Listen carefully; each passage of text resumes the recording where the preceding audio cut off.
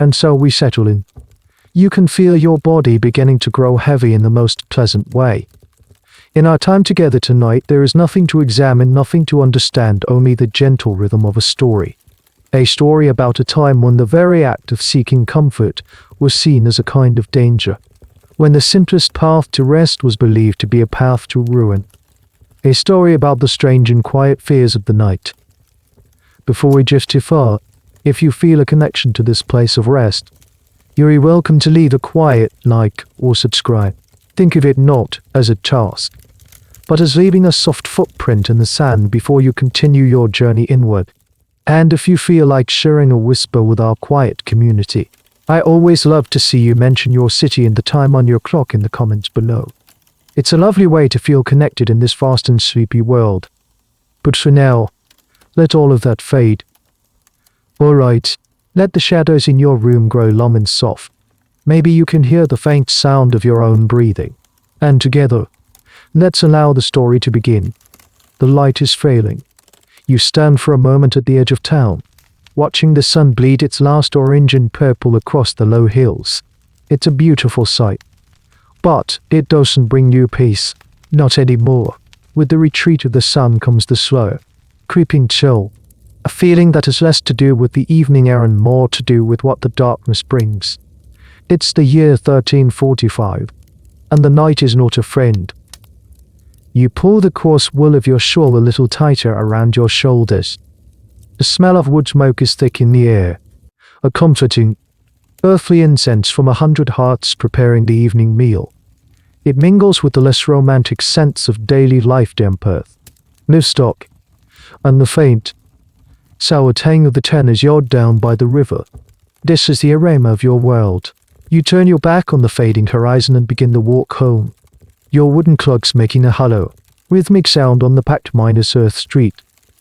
The town is drawing inwards, like a flower closing its petals for the night. Doors are being latched, heavy wooden shutters are being swung shut and barred from the inside. The boisterous noise of the market square has dwindled to the tired murmurs of a few stragglers packing away their wares. A blacksmith's hammer, which has been the town's heartbeat all day, rings out its final, weary notes before falling silent. You see your neighbors hurrying along, their faces etched with a familiar, low -grade tension. They offer you a quick nod, a tight -lipped smile, but no one lingers to chat. The twilight hour is for movement, for reaching the perceived safety of your own four walls before the last of the light is gone. This anxiety, this collective urge to be indoors, is not just about the tangible dangers of the dark, the uneven ground that could twist an ankle, the stray dog, or the rare but terrifying possibility of a thief in the shadows. It's something deeper, a shared, unspoken understanding that the night itself is a time of vulnerability, not just from without, but from within. It is the time when the body is at its most mysterious, when the careful balance of your very being is most at risk. A bell begins to toll from the stone church at the center of town. It's deep, bronze voice rolling over the rooftops. The curfew, it's a sound you've heard every single night of your life. It is a command, an ancient one, rooted in a phrase from the Norman French cover -feu, to cover the fire. It's a practical instruction to bank the embers in your hearth, to prevent a blaze from consuming the tightly packed wooden houses while the town sleeps. But tonight, it sounds less like a practical warning and more like a somber reminder. Cover the fire, the one in your hearth, yes, but also the one in your belly, in your blood, the dangerous, vital heat that, in a few short hours, you will have to manage with the utmost care. Historians, of course, are still piecing together the precise texture of this evening fear. Was it a constant, nagging dread that consumed people's thoughts, or just a low, that ground hum of caution, a set of rules learned from childhood and followed without question? The truth, as with most things, likely lies somewhere in between. For you, it is simply the way things are. The sun sets, the bell rings, the shutters close, and a quiet apprehension settles in your chest. You pass the baker's house. The one wonderful smell of the day's lost loaves, now just a faint memory. You see the physician's residence. Its windows already dark. A place of both hope and terror. His pronouncements, based on ancient texts and the color of a patient's urine, are treated as gospel, and it is his wisdom, the wisdom of all learned men, that fuels the most personal of your nightly anxieties. It's their knowledge that has turned the simple act of rest into a complex and dangerous negotiation. Finally, you arrive at your own door. A heavy, familiar slab of oak with a simple iron latch. You lift it, the wood smooth and worn under your hand, and step across the threshold, leaving the last of the twilight behind. The air inside is still and warm from the banked fire. For a moment, you feel a sense of relief, the feeling of being safe within your sanctuary. But it's fleeting, because you know the real challenge of the night is not in the dark streets you've just left, but in the small, quiet room that awaits you. It's in the bed. The stew simmering over the embers in the main room fills your small house with the scent of root vegetables and, if you're really lucky, a hint of salted pork. You eat your portion slowly, deliberately, from a simple wooden bowl. Once the meal is done and the bowl is wiped clean, you leave your family members to their quiet evening tasks, mending a tool, spinning wool by the low firelight. You take a single tallow candle, its flame sputtering and dancing, and make your way to the small alcove that serves as your sleeping chamber. Your room is little more than a closet, separated from the main living area by a heavy wool curtain. It's small, drafty, and contains only 2 pieces of furniture, a wooden chest for your few belongings, and the bed. And it is the bed that commands your full attention, every single night. It dominates the space, not with its size, but with its presence. It is not the soft, welcoming haven you might imagine. It looks more like an apparatus, a structure built for a specific, and rather grim, purpose, a fortress against the treachery of your own body. The bed frame itself is simple, dark wood, pegged together by a carpenter with more of an eye for sturdiness than for beauty. Upon it rests a pale lost sea sack made of thick canvas and stuffed tightly with straw. It rustles like a pile of dry autumn leaves every time you move. You press a hand into it. It's firm, lumpy, and smells faintly of high-end dust. This is a common bed. You've heard that the wealthy merchants, and certainly the lord in his manor, sleep on mattresses stuffed with soft wool or even goose feathers, enclosed by heavy drapes to keep out the drafts from the prying eyes of servants. Their beds are symbols of status. So valuable they are often the first and most important item listed in a person's will. But your focus isn't on the mattress. It's on what's at atop it. Against the hard wooden headboard, you have placed a large, dense bolster, a long, sausage-shaped pillow stuffed with packed wool until it is almost as firm as a log. Propped against this are 2 smaller, softer pillows, filled with chicken feathers you collected yourself. The entire arrangement creates a steep, deliberate incline. It looks less like a place for sleep and more like a throne for a patient recovering from a terrible injury. It is, in essence, the ramp, a ramp designed to keep your head significantly higher than your stomach. You begin the nightly ritual. You adjust the bolster, making sure it's settled firmly against the headboard, leaving no gap for it to slip into during the night. You fluff the 2 pillows, arranging them just so, creating a small crater for your head. You smooth the coarse linen sheet over the structure, tucking it in tightly at the sides. You do this with a methodical precision, the same way a soldier might check his armor before a battle or a sailor might check the rigging before a storm. This is not about creating a cozy nest. This is about risk management. For you, and everyone you know, the horizontal position is a landscape of peril.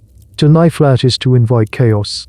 It is an act of profound foolishness, a surrender to the body's worst and most dangerous impulses. You've seen what happens to those who get it wrong. The fevers that come in the night, the wet, rattling coughs that greet the dawn, the madness that can steal a mind. And so, you build your fortress. Historians still debate how universally these fears were held. The medical texts that describe the dangers of lying flat were expensive and read only by the educated elite physicians, clerks, and high Midas-ranking churchmen.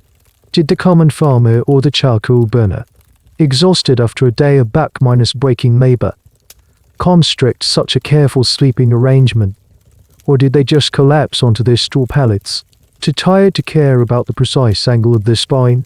Some scholars argue the belief was so pervasive it trickled down to every level of society, becoming unquestioned folk wisdom. For you, it is not a debate, it is a simple, hard truth. You look at your handiwork, the fortress of pillows glowing in the flickering candlelight, and feel a small measure of security. You have done what you can. You have prepared the battlefield. Now, all that is left is to endure the long, watchful night. And as you get ready to climb into this strange, upright cradle, you can already hear your mother's voice in your head, whispering the reasons why. You ease yourself onto the edge of the bed, the straw minus stuffed pale lass crackling under your weight. The candle flame throws your shadow, large and distorted, against the rough plaster wall, and as you sit there, in the quiet, the memory of your mother's lessons rises as clearly as if she were sitting beside you, her hands, calloused from a lifetime of work, but always gentle, would rest on your shoulder as she explained the great, secret mystery of your own body. Your body, she would say, her voice slow and serious, is not a single, solid thing. It is a vessel, a leather pouch, and inside it, for rivers flow. This was the foundation of all understanding. The four humors, it was a truth taught not from a book, but passed down from mother to child, from healer to patient, as fundamental as the turning of the seasons. You don't have to understand the learned Greek names the physicians use. You just know the rivers themselves. First is the blood, warm and wet. It is the humor of springtime, of life, of sociability. Too much of it, and your cheeks are flushed. Your spirit is overly high, and you might be prone to a dangerously cheerful foolishness. It is the river of joy, but like any river, it can overflow its banks. Then comes the yellow bile, hot and dry, like the peak of summer. This is the humor of fire, of energy, of ambition and anger. A person with a healthy amount is a leader, decisive and bold. But an excess of it makes one choleric quick to rage, bitter and sharp of tongue. You can picture it in your mind, a thin, burning liquid, simmering in your gut. After the heat of summer comes the cool, dry autumn, and with it, the black bile, the melancholy humor, heavy, dark, and sick. It is tied to the earth. It makes a person thoughtful, serious, and creative. But when this dark river runs too deep, it brings a sadness that can weigh down the soul, a weariness that no amount of sleep can cure. Finally, there is the winter humor phlegm, cold and wet, like a slush of melting snow. It is the humor of water, of calmness and contentment. A person with a good measure of phlegm is peaceful, kind, and not easily roused, but an excess of it makes you sluggish, lazy, and dull-witted. You imagine it a slow, pale, sluggish river, dampening the fires of the other humors. Your mother explained that every person is born with a unique, natural balance of these four rivers. It is your temperament, the very fabric of your personality. You, with your tendency toward quiet contemplation, have always known you have a strong current of black bile. Your brother, with his quick temper and boundless energy, is clearly governed by his yellow bile. Health, she taught you, is not the absence of any one humor, but the perfect, harmonious equilibrium of all four. Sickness is simply a state of imbalance. A fever is too much heat. A deep cough is too much moisture. A crippling sadness is the black bile overflowing and drowning out the rest. Historians still argue about how deeply this ancient theory, first written down by physicians in sun Midas-baked lands 1,000 years ago, penetrated the minds of ordinary people like you. Did your mother know the name Galen? The great Roman doctor whose writings were the unshakable foundation of all medicine. Or had these ideas simply become folk wisdom, their origins lost to time, as natural and unquestioned as the belief that a full moon can stir madness? For you, it makes no difference. You don't need to know the source of a river to know that it flows. You can almost feel them inside you now, the four liquids, sloshing gently with each breath. The food you ate for supper is even now being transformed, cooked by your stomach's heat into these very substances. This is why you must be so careful.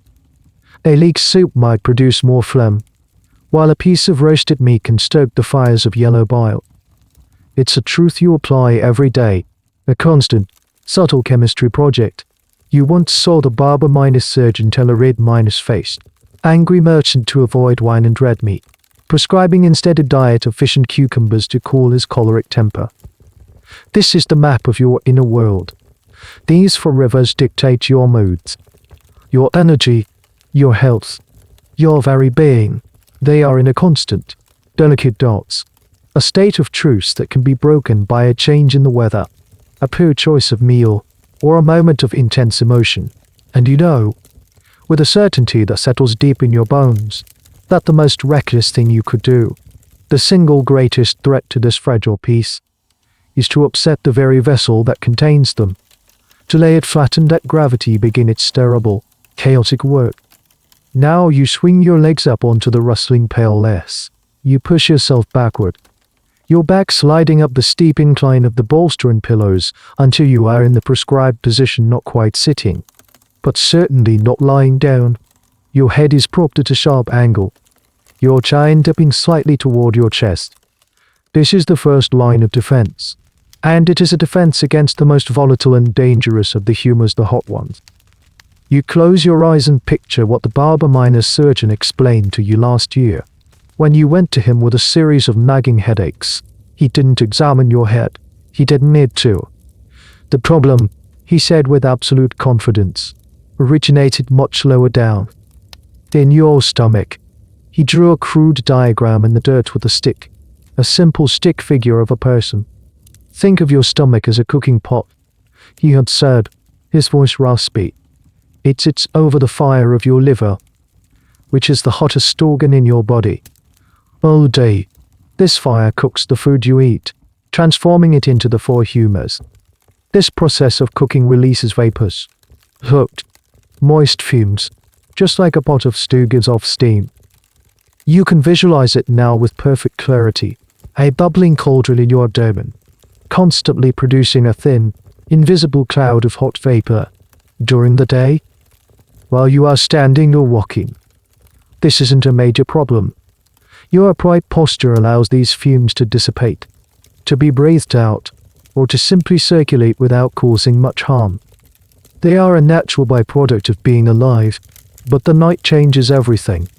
When you lie down flat, he had continued, scratching a horizontal line through his stick figure, you are upending the pot.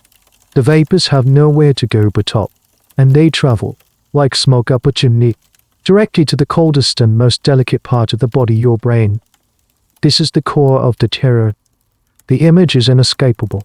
Hot, foul steam rising from the pit of your stomach, traveling unopposed through your chest and neck, and seeping directly into your head. The brain, being naturally cool and moist, a phlegmatic organ, is exquisitely vulnerable to this thermal assault. The hot vapors begin to cook it, to boil it slowly from the inside. This, the barber-surgeon explained, is the origin of so many of the night's afflictions. A simple fever, that's your brain being gently poached by these fumes.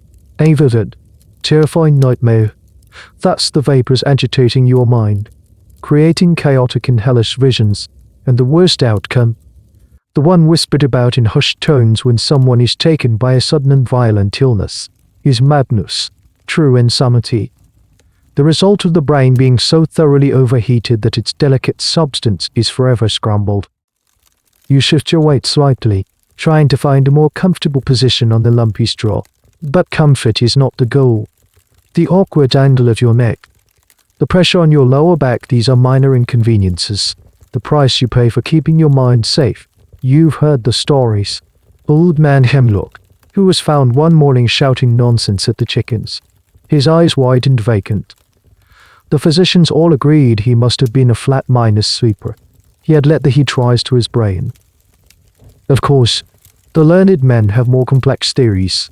They debate the precise nature of these vapors, whether they are more sanguine or choleric, and how they interact with the different ventricles of the brain. Historians today know this was a deep seated belief, found in the most respected medical texts of the time, inherited from ancient Greek and Roman physicians. There is still some academic discussion, however, on whether this was a literal, physical belief, or a more metaphorical way of describing the relationship between digestion and mental states. Did they truly believe in a physical vapor, or was it a muddle to explain why a heavy, rich meal before bed could lead to restless sleep and strange dreams? To you, sitting propped up in the near-minus darkness, this is no metaphor. The danger feels entirely physical, as real as the splintery wood of the headboard against your bolster. You can almost feel a faint warmth rising in your gullet, and you instinctively swallow, as if to push it back down. You consciously relax your breathing, taking slow, shallow breaths, hoping to cool your internal fires. This is why the last meal of the day is always a light one. Why drinking wine before bed is considered a particularly risky form of indulgence. Anything that stokes the digestive fire is a gamble. So you remain in your semi-mindus upright posture, a human chimney deliberately angled to vent the dangerous smoke of your own life force away from your most precious organ. Their discomfort is a constant reminder of your vigilance. It is a small penance, a nightly duty to protect the delicate, cool reason of your mind from the hot, chaotic passions bubbling below. As if the threat of a slowly cooking brain weren't enough to keep you vigilant, there is a second, equally terrifying prospect that holds your nightly repose. It is a quieter, wetter, and somehow more insidious danger. You settle deeper into your pillows, pulling the rough-spun blanket up to your chin, and you become acutely aware of the fluid nature of your own body. You think again of your mother's analogy: you are a vessel, a pouch filled with the four liquid humors, and liquids, as any child knows, obey a simple, relentless rule: they flow downwards. During the day, as you walk, work, stand. This is a blessing. Gravity keeps the four rivers where they belong. Settled in the lower parts of your torso, the heavy black ball stays grounded in the spleen, the phlegm in the brain and chest, the yellow bile in the gallbladder, and the warm blood circulates as it should. Your upright posture maintains a natural and healthy order, but to lie flat is to turn this order into anarchy. You close your eyes and the image forms, stark and horrifying. You see your own body laid out horizontally in the dark. The moment you are flat, the four liquids inside you are freed from their usual container. They become a chaotic, sloshing sea, the heavier fluids, like the melancholy black bile and the watery phlegm, are no longer content to stay in their designated organs. They begin to seek the lowest point, and in a flat body, one of the lowest points is your chest cavity. This is the drowning fear. The belief is that these fluids, particularly the cold, wet phlegm, will slowly, silently seep into your lungs as you sleep. It begins as a trickle, then a steady flow, pooling in the delicate, branching airways. You wouldn't even feel it at first. You would simply be asleep, your breathing growing shallower, heavier, until finally, it stops altogether. You would drown on dry land, suffocated from within by your own bodily fluids. You've seen the evidence yourself. You remember your grandfather's final days. He was too weak from age and illness to sit up, and the physician gravely warned that the end was near. He developed a deep, rattling cough, a sound like waterlogged timber. The physician called it a catarrh, a flowing down. He explained to your family, with a sad, knowing look, that the old man's humors were flooding his chest. There was nothing to be done. You remember the sound of that cough, and you can't help but place a hand on your own chest, feeling the steady, dry rhythm of your own breathing. For now, this fear of internal drowning makes you hyper-aware of your own body. a small tickle in your throat, the need to clear your lungs in the morning. These are not minor annoyances. They are potential warning signs, evidence that the wet humors might be gaining the upper hand. You remember the old woman who sells medicinal herbs in the market telling you to chew on a clove of garlic if you feel a dampness in the chest, as its heat and dryness will help to boil away the excess fluid. Historians still debate the exact relationship between these beliefs and actual medical conditions. It's easy for us to see pneumonia or congestive heart failure in the description of a chest filling with fluid. But for you, there is no distinction. It is all part of the same system of understanding. The humors are not a metaphor for disease. They are the disease. The imbalance is the root of all suffering. And so your angled bed serves a second critical function. It is not just a chimney to vent the hot vapors away from your brain. It is also a tilted vessel, a carefully positioned barrel designed to keep its contents settled at the bottom. By keeping your head and chest elevated, you ensure that gravity is still on your side. The phlegm, the black bile, all the heavy, wet things are encouraged to stay low, down in your abdomen where they belong. Your lungs, positioned higher up on the slope, or kept safe, an island in the perilous sea of your own internal chemistry. This is why, if you wake in the middle of the night having slid down your rump of pillows, a jolt of pure panic shoots through you. You scramble back up into the safe position, your heart pounding, and you take a few deep, conscious breaths to reassure yourself that your airways are still clear. You listen for any sign of a gurgle, any hint of wetness. Only when you are sure that all is well can you even attempt to drift back to sleep. The silence of the room feels profound, but you know that inside your own skin, a quiet, potentially lethal drama is playing out, moment by moment. The candle has been snuffed out now, its last wisp of greasy smoke long faded into the darkness. Your eyes are closed, but you are far from asleep. This is the beginning of the vigil. Sleep, for you, is not a gentle surrender, a soft descent into oblivion. It is a state of managed rest, a watchful waiting that lasts until the first grey light of dawn promises a return to the safety of being upright. You lie perfectly still, propped against your fortress of pillows. The position is already becoming uncomfortable. There's a dull ache starting in your lower back, which bears the brunt of your weight. Your neck is bent at an angle that feels unnatural. A constant, low-level strain. You try to shift, to find a sliver of comfort, but every movement causes the straw mattress to protest with a loud, dry rustle, a sound that feels impossibly loud in the profound quiet of the night. The rustling reminds you that you are balanced on a precarious slope, and too much tossing and turning might send you sliding down into the danger zone. So you remain still. You focus on your breathing, trying to make it as slow and even as possible.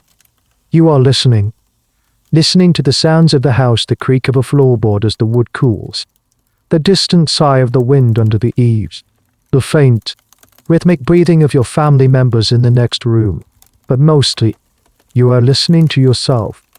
You are listening for the telltale signs of imbalance. Is that a feeling of excessive warmth spreading through your limbs? A sign of the sanguine humor? The blood becoming too agitated? You consciously try to think cool, calm thoughts, picturing a still pond in winter. Is that a slight gurgle in your stomach? You hope it's just digestion, not the choleric yellow bile beginning to stir and produce its hot, dangerous vapors. You are a doctor and a patient in one, performing a constant, anxious diagnosis of your own internal state. Sleep, when it comes, is not a solid block of rest. It arrives in fragments, in short, shallow bursts. You drift into a light, hazy slumber, your mind still half-minus aware of your awkward posture. Then, a small sound or a shift in your own weight snaps you back to full consciousness. You find you have slumped slightly to one side, and you push yourself back to the center, your heart giving a little flutter of alarm. The quality of your dreams is also a matter for careful analysis. A calm, pastoral dream is a good sign. It means your humors are relatively peaceful, but a frantic, chaotic dream, a nightmare of falling from a great height or being chased through a dark forest is a cause for serious concern. It's a clear indication that your brain is being agitated, likely by those rising fumes from your stomach. You might wake from such a dream in a cold sweat, your mind racing, and spend the next hour in a state of high alert, convinced your humors are on the brink of rebellion. Historians often ponder the psychological toll of this kind of sleep. Did it contribute to a collective, low-level sleep deprivation in the medieval population? Did this constant nightly vigilance and discomfort shape the medieval mind, making it more accustomed to hardship, more prone to anxiety? Some scholars suggest that the modern concept of 8 hours of consolidated, deep sleep is a relatively new invention, born of comfortable beds and a different understanding of the body. They point to historical accounts of first sleep and second sleep, where people would wake for an hour or two in the middle of the night to pray, read, or simply be with their thoughts, before sleeping again until morning.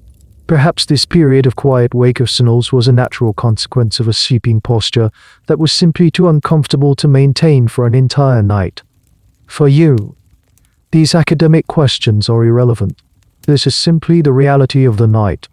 You doze, you wait, you listen, you adjust, you worry. You think of the saints, who practiced extreme forms of asceticism, some reportedly sleeping on bare stone floors or even standing up, denying their bodies any comfort as a way of purifying their souls. In a strange way, you feel a faint connection to them. Your own nightly discomfort feels like a small, necessary penance, a physical act of discipline required not for the sake of your soul, but for the simple preservation of your body and mind. It is a strange form of worship, where the deity you are trying to appease is the volatile, from minus-fold god that swashes and steams within your own skin. The moon rises, its pale light filtering through a crack in the wooden shutters, and your vigil continues. The first sign of morning is not the light, but the sound. It's the rooster from your neighbor's yard, its call ragged and proud, slicing through the pre-dawn stillness. Soon after, you hear the first movements from the main room, a soft cough, the shuffle of feet on the dirt floor, the clink of the poker against the stones of the hearth as the fire is gently coaxed back to life. This is your signal. The vigil is over. You begin the process of extraction. It's a slow, stiff affair. You press your hands into the mattress and push yourself into a fully seated position, letting your legs dangle over the side of the bed.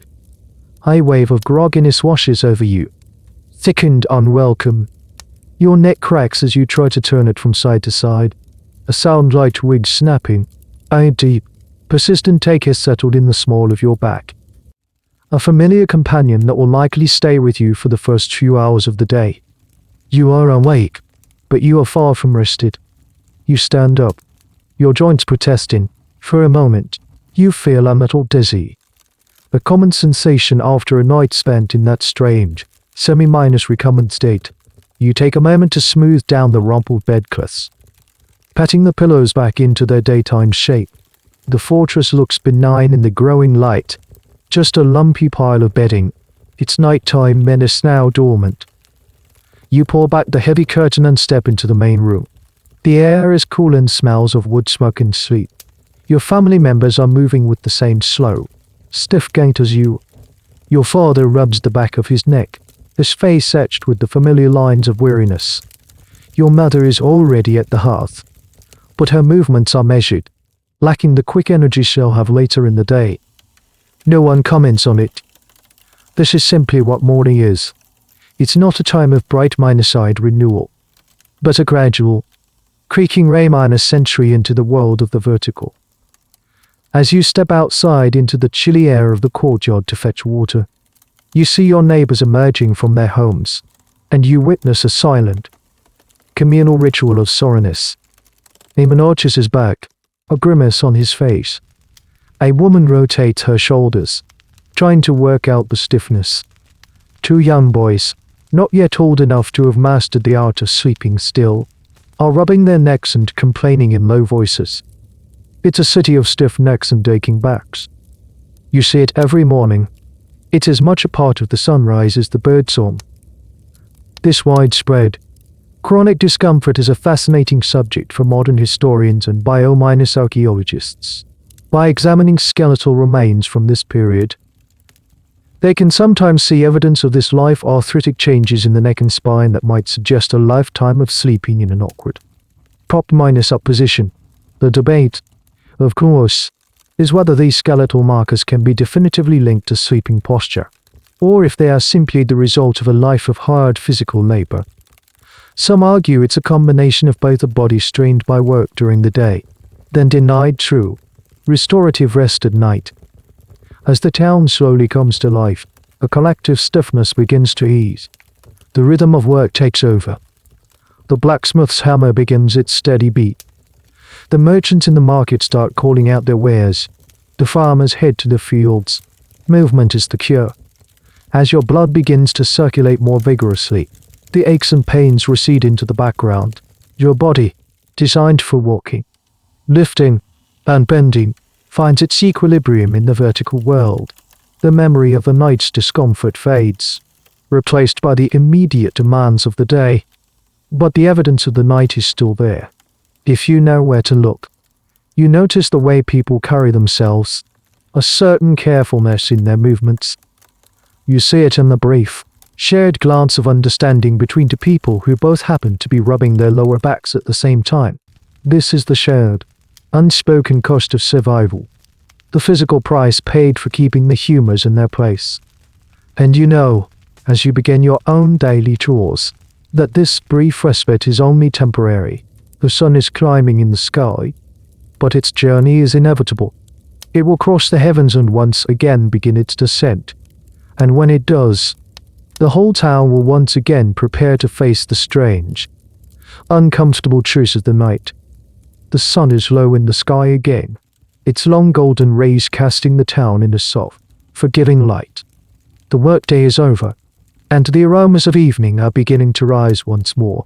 But tonight, your attention is not on the fading light, but on the wooden table in the center of your small home. On it sits the evening meal, and it is far more than simple sustenance. It is a prescription. It is the first and most critical step in preparing your body for the ordeal of the night. Tonight's meal is a pottage, a thick stew of barley and whatever vegetables were available from the small garden patch behind the house. You can see chunks of turnip, some wilted greens, and a few precious slices of onion. The broth is thin and pale. Beside the shared bowl of pottage is a small loaf of dark, heady rye bread. It is a simple, common meal, but its simplicity is deliberate.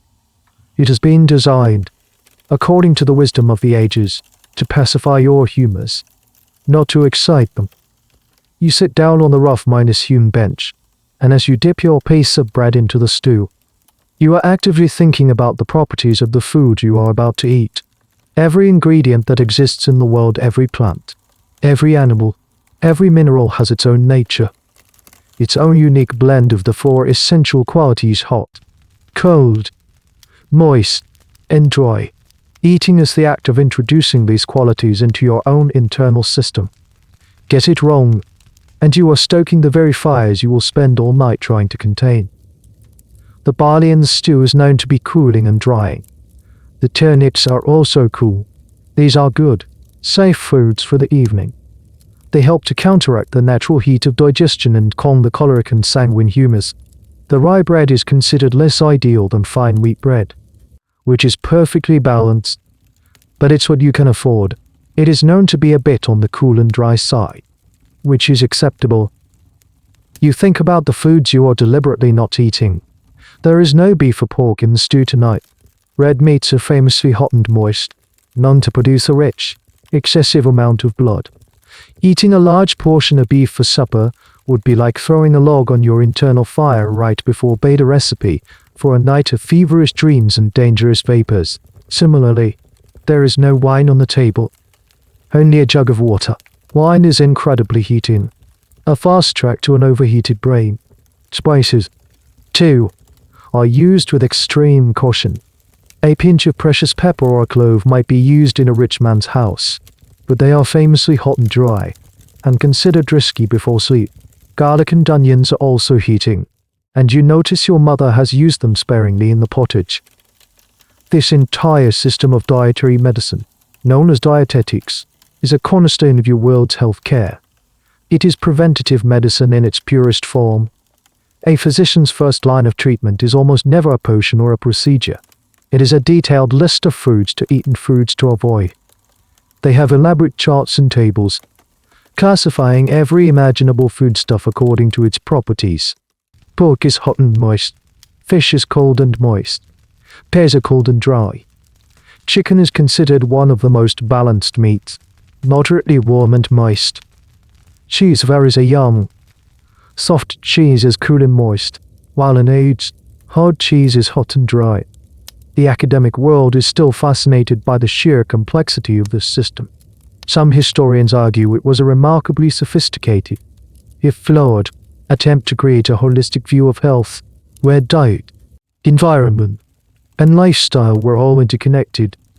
Others see it as a system of control, a way for the educated elite to impose complex and often arbitrary rules on the populace. The debate continues on how much of this was practical, observational wisdom, for instance. Knowing that rich, heavy foods can indeed disrupt sleep, and how much was pure, unsubstantiated theory. You, however, are not concerned with theory. You are practicing it. As you eat, you chew your food slowly and deliberately. Proper chewing is essential. It is the first stage of cooking. Breaking down the food so your stomach has an easier time of it, producing fewer of those dangerous fumes. You eat in silence, your mind focused on the task. This meal is not for pleasure. It is for balance. It's a quiet, internal negotiation with your own body. You are, in effect, tucking your humors into bed before you tuck yourself in.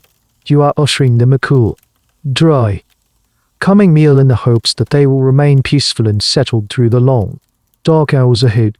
It is your first and best defense against the night. The cool, dry meal sits in your stomach, a small prayer for peace. But some nights, prayer isn't enough.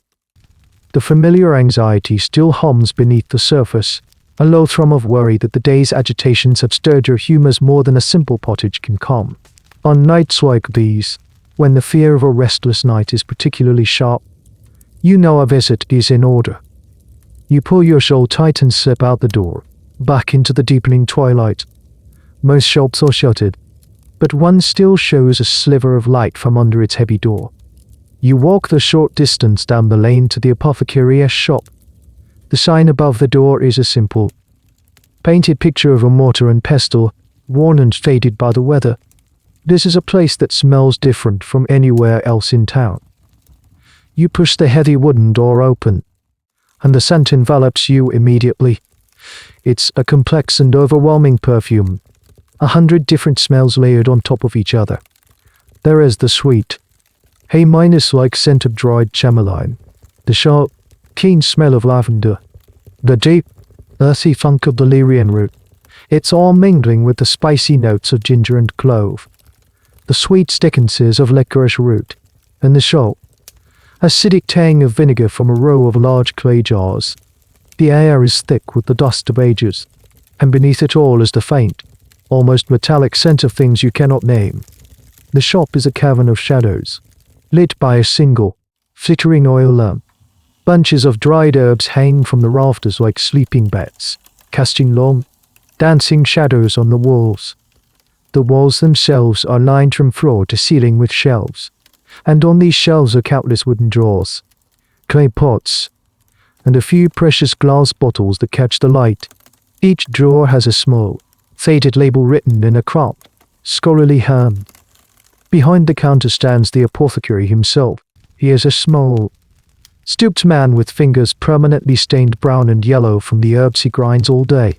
He peers at you over a pair of spectacles that are perched precariously on the end of his nose, a rare and expensive item that marks him as a man of learning. He nods at you, his voice a dry rustle, like leaves skittering across stone. A restless spirit tonight. You nod, feeling a little full. I feel agitated. My thoughts are racing. I fear the heat will rise. He gives a knowing, tired smile. He has heard this 1,000 times. He turns to his shelves, his stained fingers running along the rows of drawers. The day's work can stir the yellow bile. He murmurs, more to himself than to you. We need something to cool and soothe, to gentle the inner vapors. He pulls out a drawer labeled chamomilla. The scent of dried apple and sunshine wafts into the air. A simple infusion of chamomile is best. It is cool and moist. It will counteract the heat and dryness of your anxiety. He scoops a small handful of the dried white minus yellow flowers into a piece of scrap parchment and folds it neatly. Then he pauses, his hand hovering over another drawer. Peril. If the agitation is severe, his voice drops slower.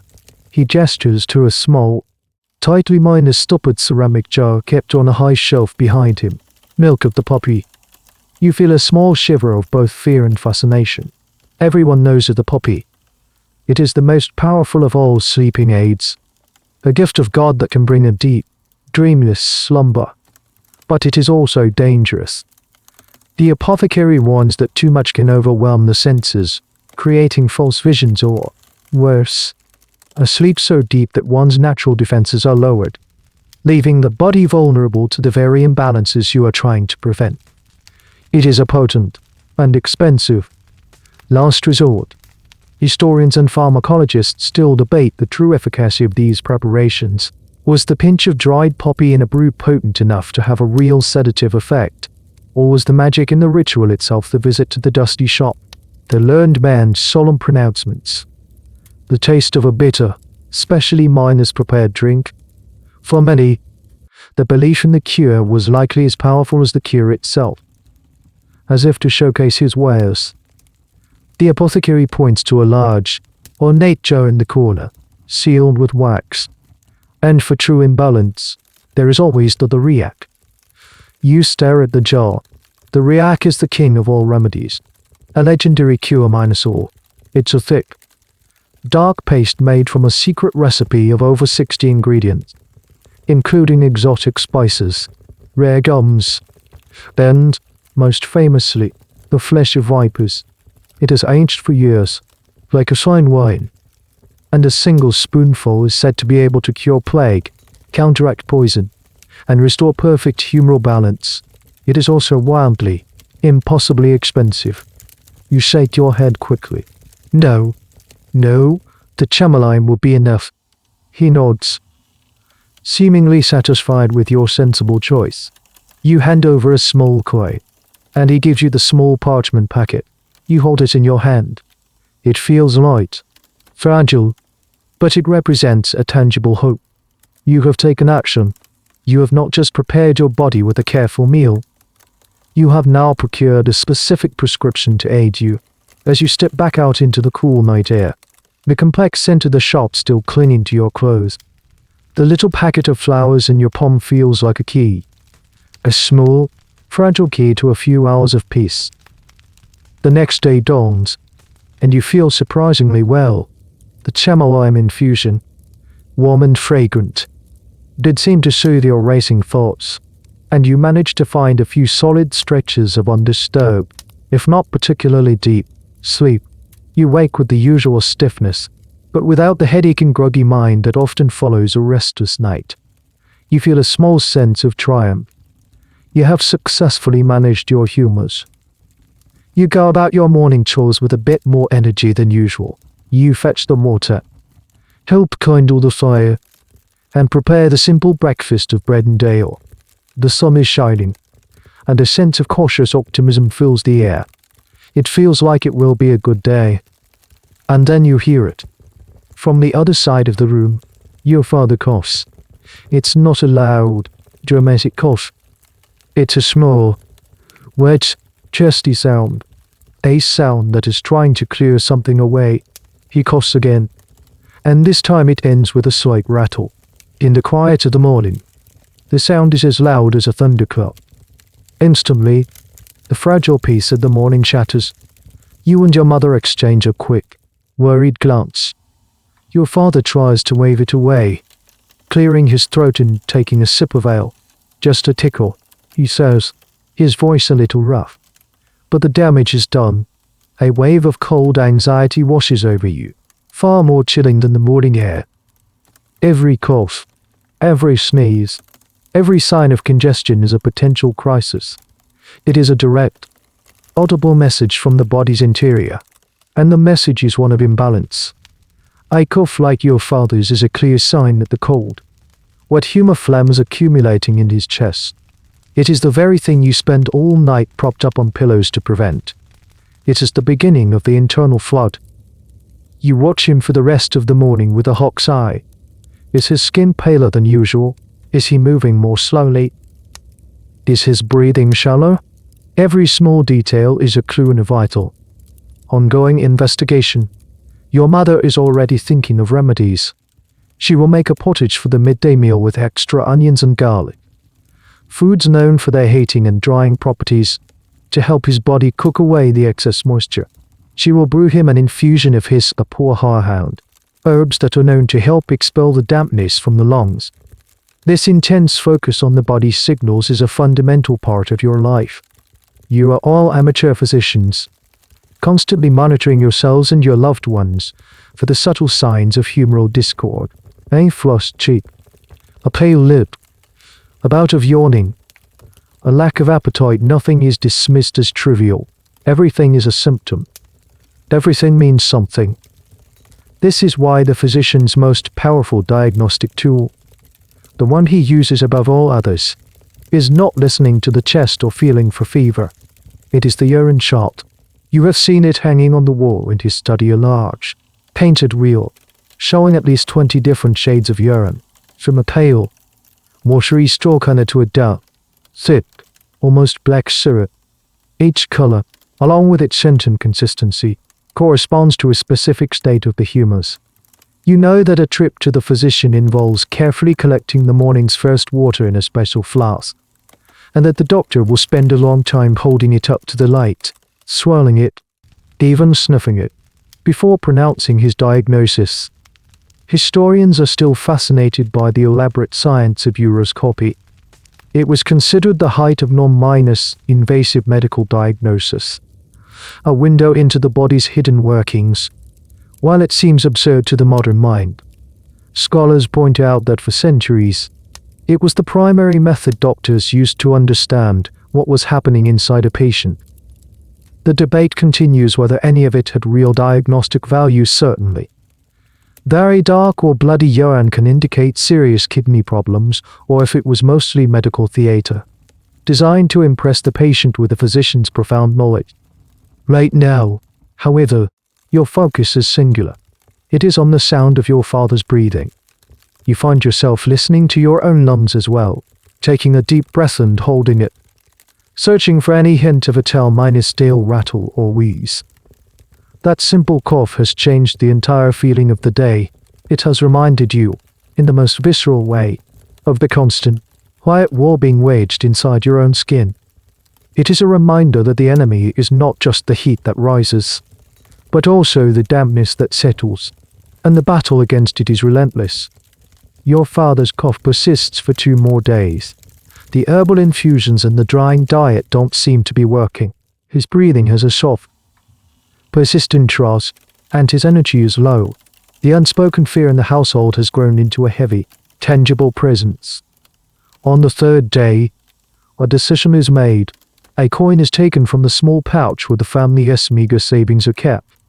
You are sent to fetch the physician. You run to his house near the market square, your heart pounding with a mixture of hope and dread. The physician's servant, a grim minus-faced woman, lets you in and tells you to wait. The air inside smells of old paper, beeswax, and a faint, cloying scent you recognize as cloves, a spice often used to ward off sickness. Finally, the physician emerges from his study. He is an imposing figure, not in size, but in stature. He wears a long, dark robe, and his face is serious.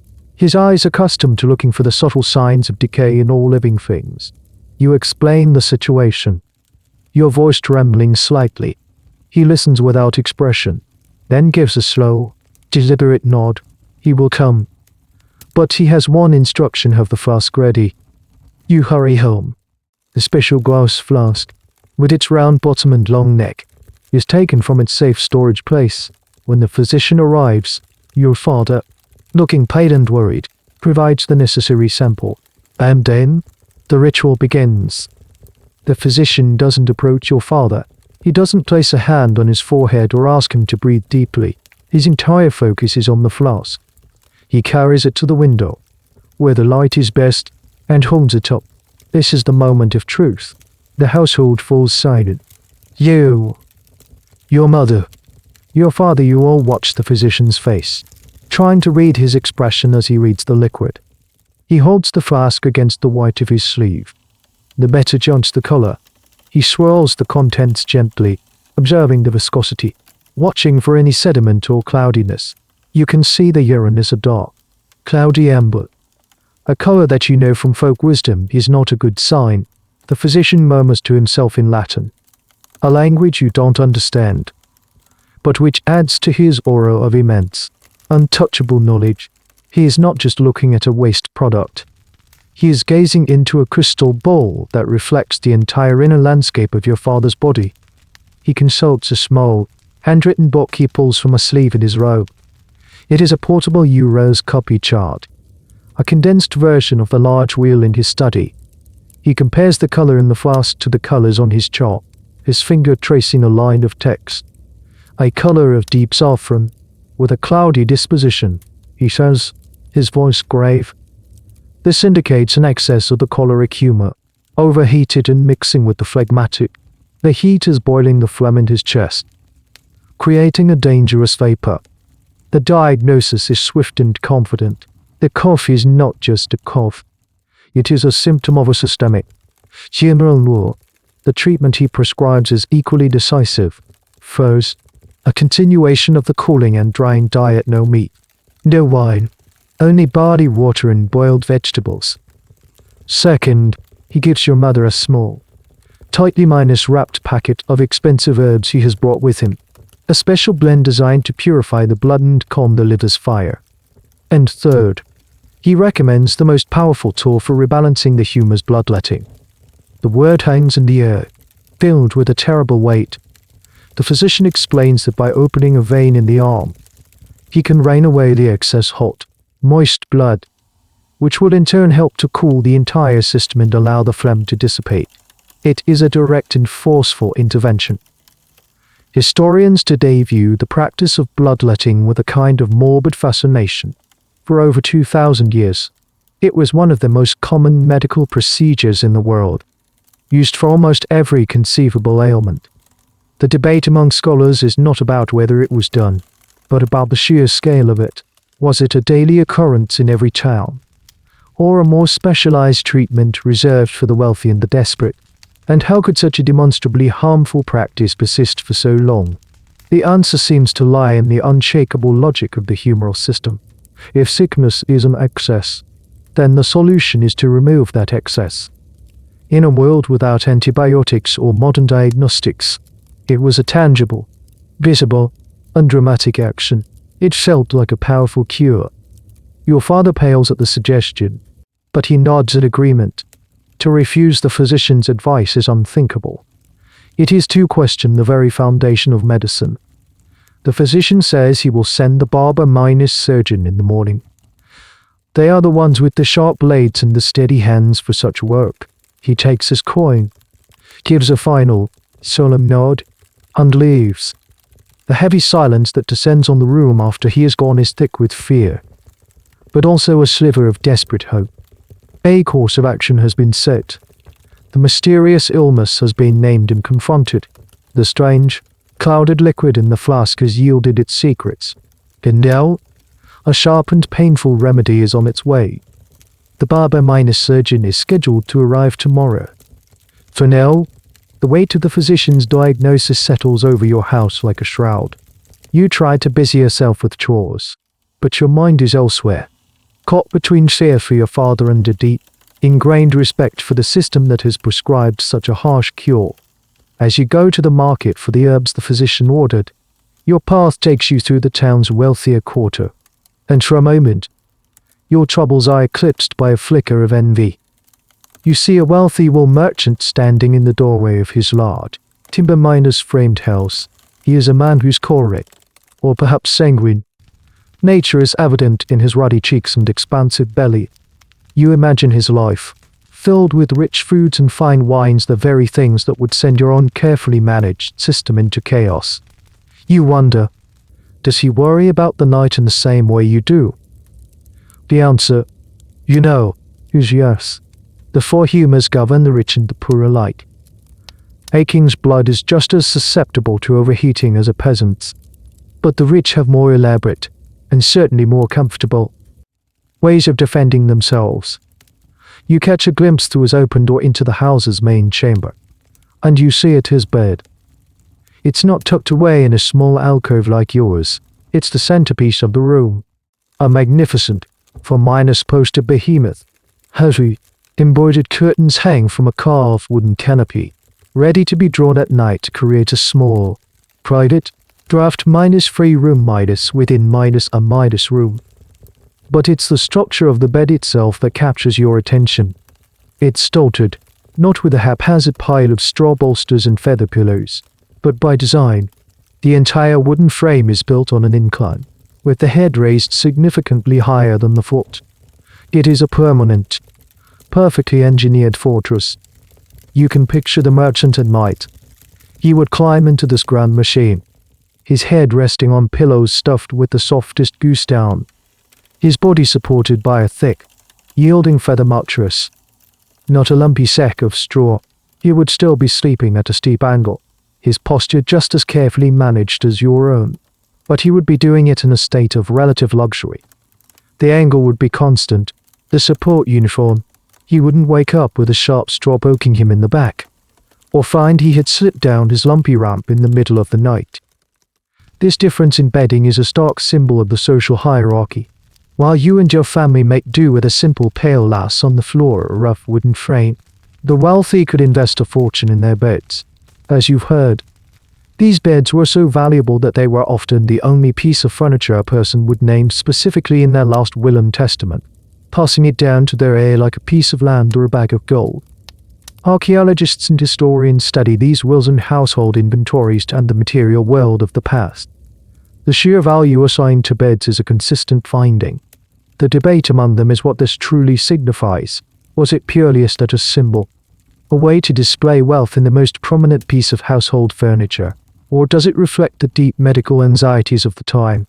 Perhaps the wealthy were willing to pay a fortune for a well-made bed not just for comfort, but because they believed it was a critical investment in their health, a superior tool for managing the nightly war of the humors. You imagine even the peasant's pallet, the simplest form of bedding, would have been arranged with this principle in mind. A farmer, sleeping on a loose pile of straw in a corner of his hut, would likely have instinctively bunched up the straw at one end to create a raised pillow, propping his head against the wall. The principle remains the same, even if the materials differ. It's a universal truth, expressed through different means. Your own pale lass suddenly feels incredibly inadequate. The word itself, you realize, is just a fancy French term for what it is: a straw bag. It is a world away from the merchant's feathered cocoon. He has a team of servants to air his mattress, to plump his pillows, to draw his curtains. You have only your own two hands to arrange your lumpy defenses each night. The merchant gives you a dismissive glance as you hurry past. A poor girl on a worried errand. He has no idea of the turmoil in your home, of the flask of cloudy urine and the impending arrival of the barber-surgeon. But you know that tonight, he will climb into his magnificent, tilted bed, and he will do so for the exact same reasons as you. He will be positioning his body to keep the hot vapors from his brain and the wet humors from his lungs. His wealth buys him comfort, but it cannot buy him an exemption from the fundamental, fragile nature of his own body. In the democracy of the night, every man, rich or poor, must guard the four rivers that flow within. That night, sleep is almost impossible. The anxiety in the house is a thick, suffocating blanket. Your father is restless, his breathing punctuated by soft coughs. Every sound from his corner of the room sends a fresh wave of fear through you. When you finally do drift off, your mind, already agitated and primed for disaster, takes you to a place of pure terror. You find yourself in a dream, not a gentle, pastoral dream of green fields, but a frantic, disjointed nightmare. You are running, though you don't know what you're running from. The landscape is familiar but twisted. The houses of your town are leaning at impossible angles. The skies are sickly, reddish minus brown. The air is thick and hot, difficult to breathe, like the air from a baker's oven. You feel a strange heat building inside your own head. It's a pressure, a buzzing warmth behind your eyes. The colors of the world begin to swim and pulsate. The sound of the church bell is tolling, but it's distorted. The notes clanging together in a discordant, maddening rhythm. You look at your hands, and they seem to shimmer, the edges blurring into the hot air. This is it. This is the feeling the physician warned about. The vapors are rising. Your brain is beginning to cook. You try to call for help, but your voice is a dry croak. You see the faces of your neighbors in the dream, but their features are melting and sliding. Their eyes are too wide. Their smiles are stretched into grotesque parodies. They are all pointing at you, their mouths opening and closing. But the only sound is the clang of the bell and the buzzing in your skull. This is the madness, the insanity that comes when the humors boil over. You trip and fall on the walked street, and the dream shifts. Now you are lying flat on your back, a position of ultimate vulnerability. You feel a cold, heavy wetness spreading across your chest. You look down and see a dark stain growing on your tunic, like ink spilled on parchment. You try to sit up, to get back into the safe, propped position, but your limbs are as heavy as lead. The wetness rises, a cold tide filling your throat. You can't breathe. You are drowning. You wake up with a violent gasp, your body lurching forward. For a terrifying second, you are still trapped between the dream and the reality. Your heart is hammering against your ribs like a trapped bird. You are tangled in your blanket, and you slid halfway down your pile of pillows. A sheen of cold sweat covers your skin. The nightmare was so vivid, so real, that you instinctively touch your own forehead, half minus expecting it to be burning hot.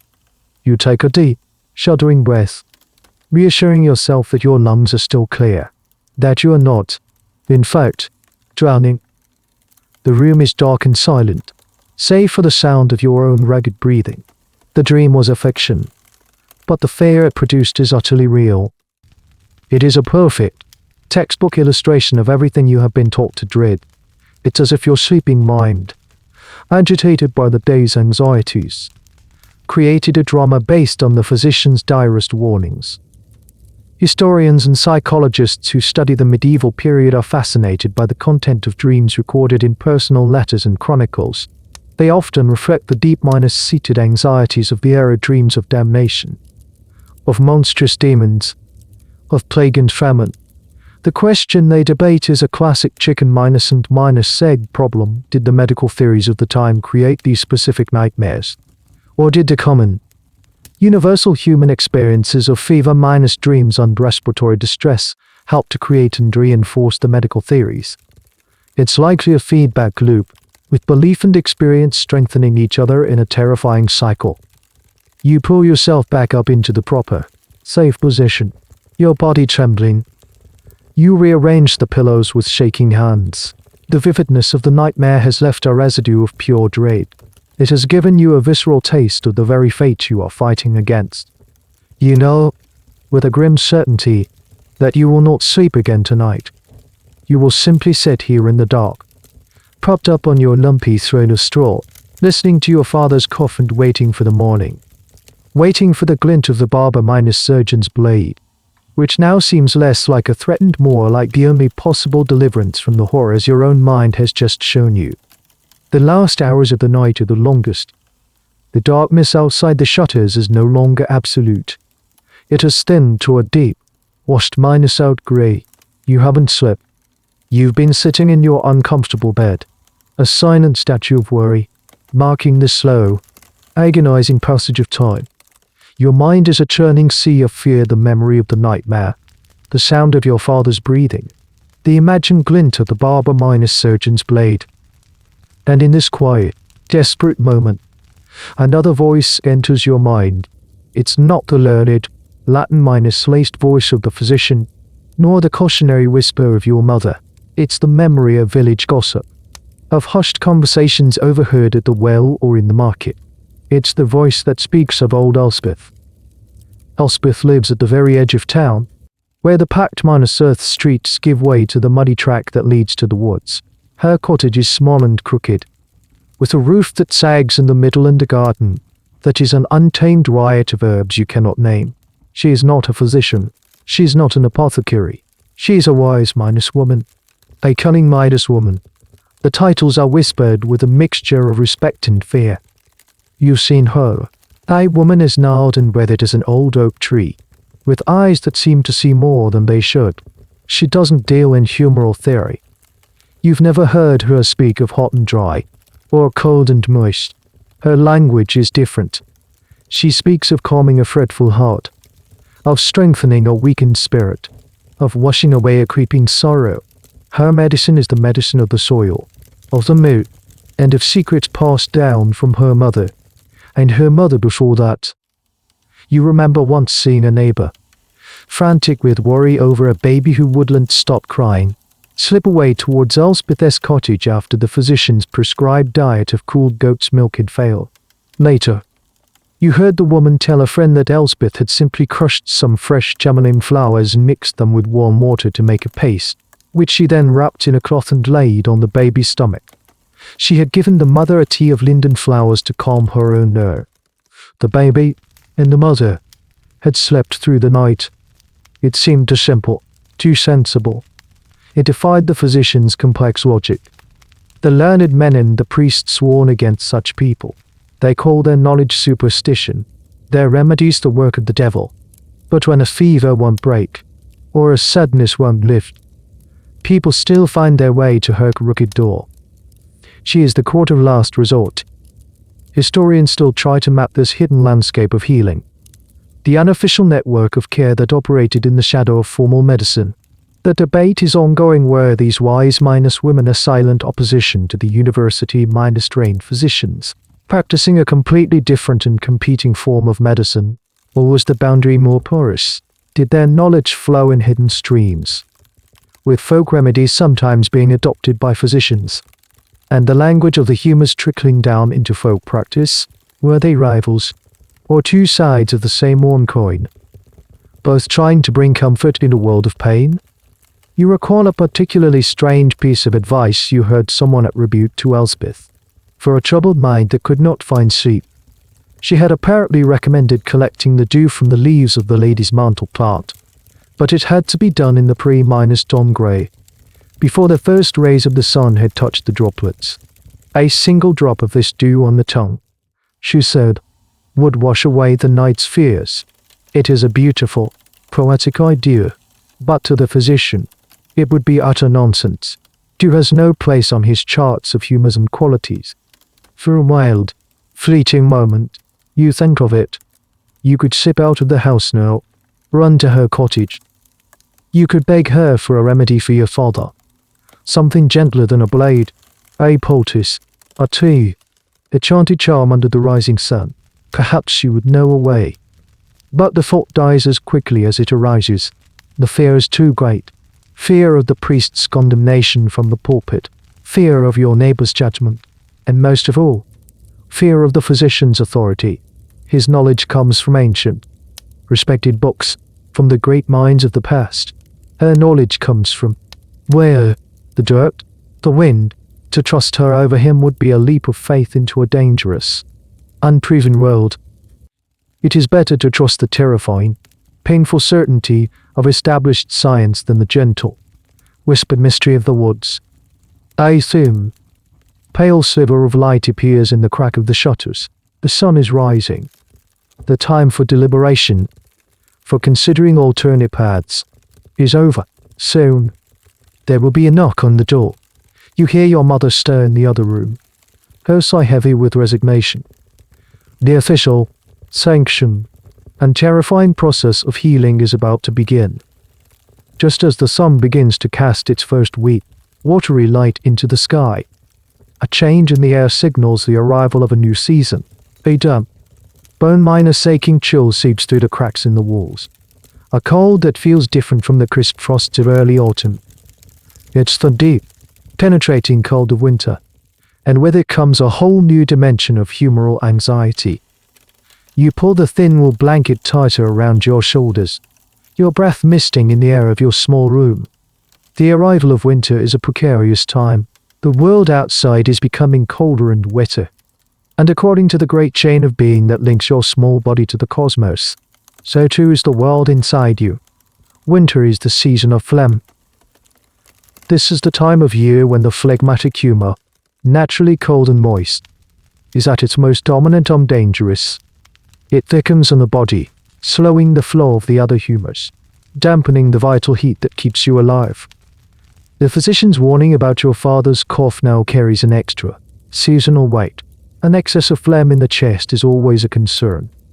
But in winter, it's a potential death sentence. The cold air outside nourishes the cold affliction within. You see the signs of this seasonal shift everywhere. The number of coughs and runny noses in the market square multiplies. Old people, whose natural heat is already fading, begin to look frail and pale, their movements becoming slower, more sluggish. The entire town seems to hunker down, a collective retreat from the phlegmatic assault of the season.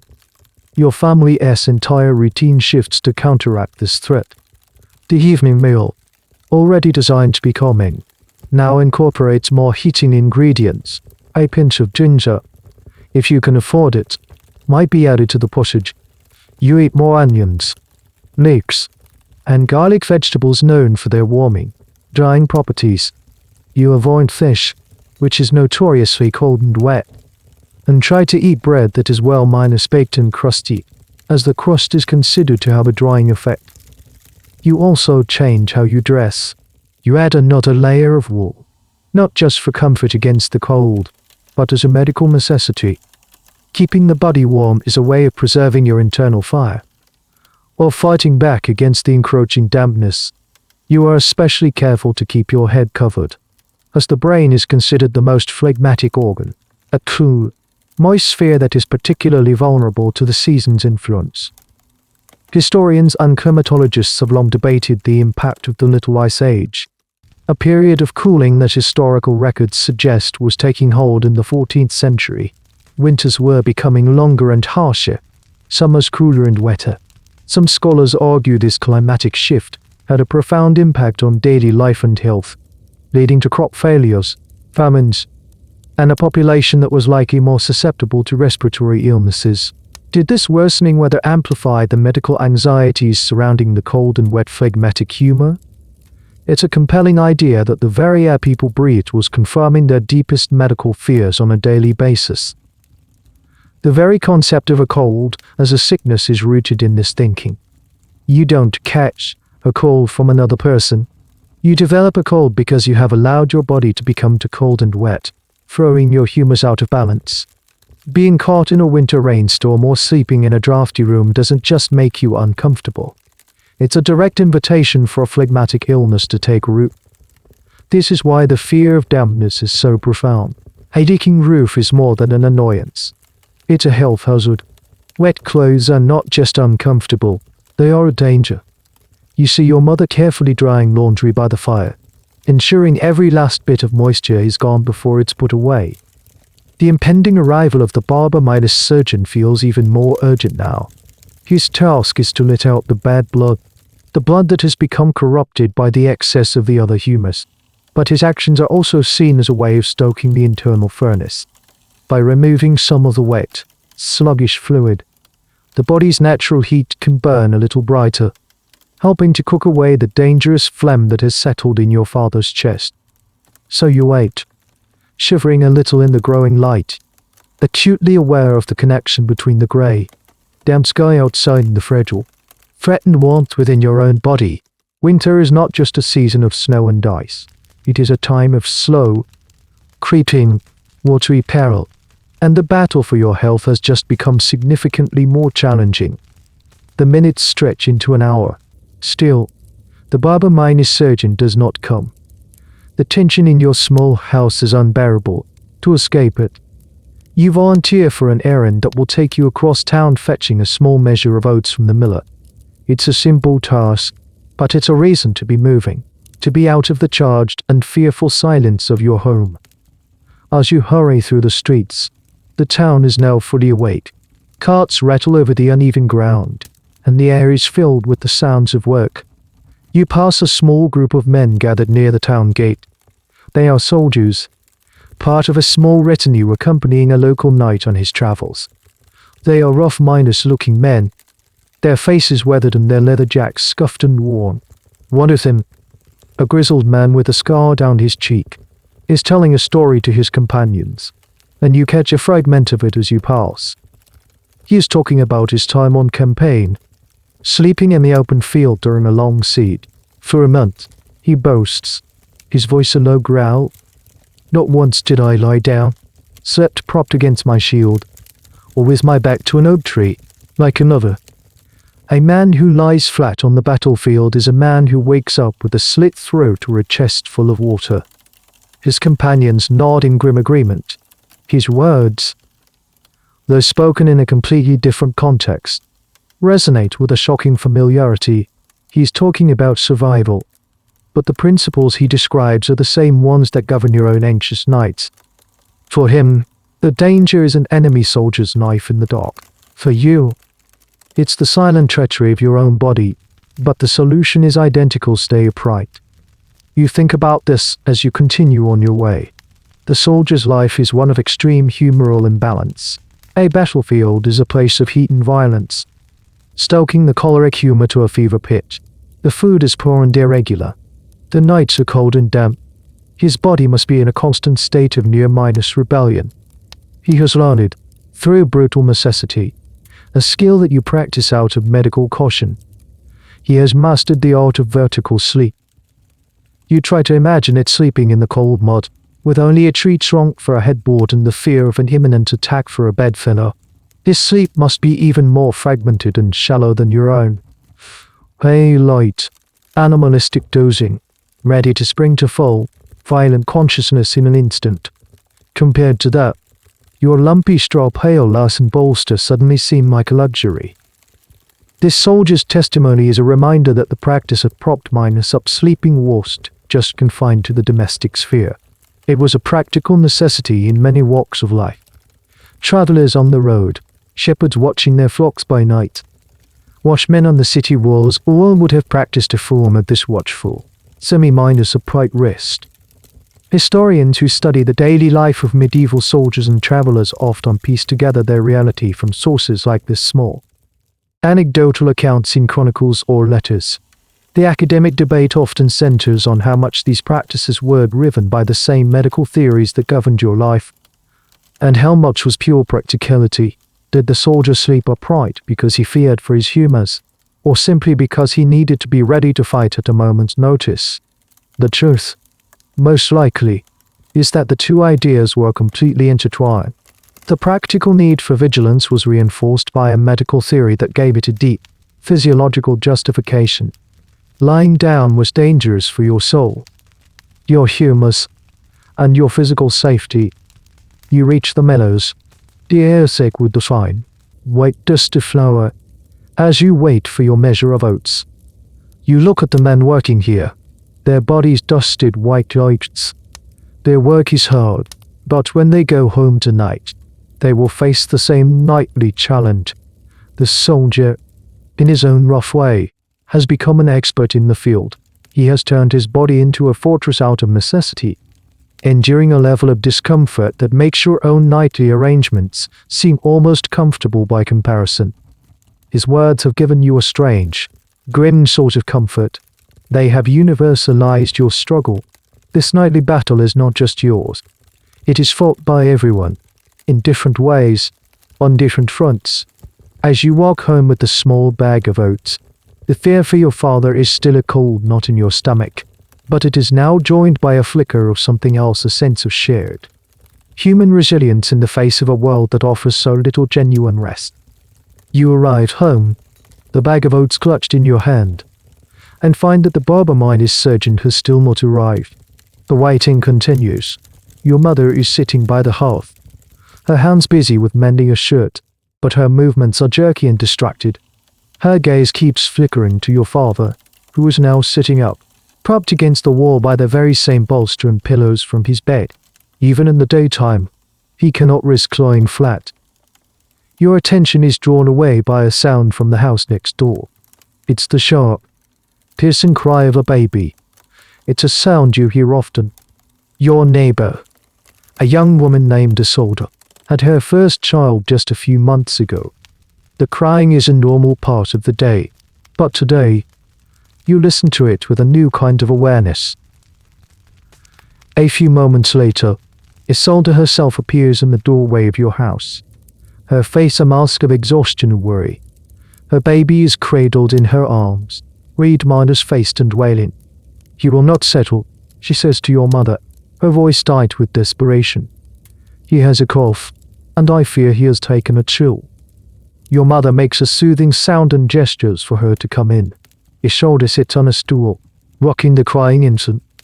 You watch as she anxiously adjusts the swaddling clothes, which are wrapped tightly around the baby, tucked inside the wrappings. You can see a small, firm pillow that keeps the baby's head and chest elevated, even as he is being held. The sight is a miniature, perfect replica of your own nightly struggle. This tiny, fragile creature, who cannot yet walk or talk, is already being initiated into the lifelong battle of the humus. His small body, his mother believes, is just as susceptible, if not more so, to the dangers of rising vapors and pooling fluids. You watch as your mother, her own worries momentarily set aside, becomes the voice of ancient wisdom. "Is he too warm?"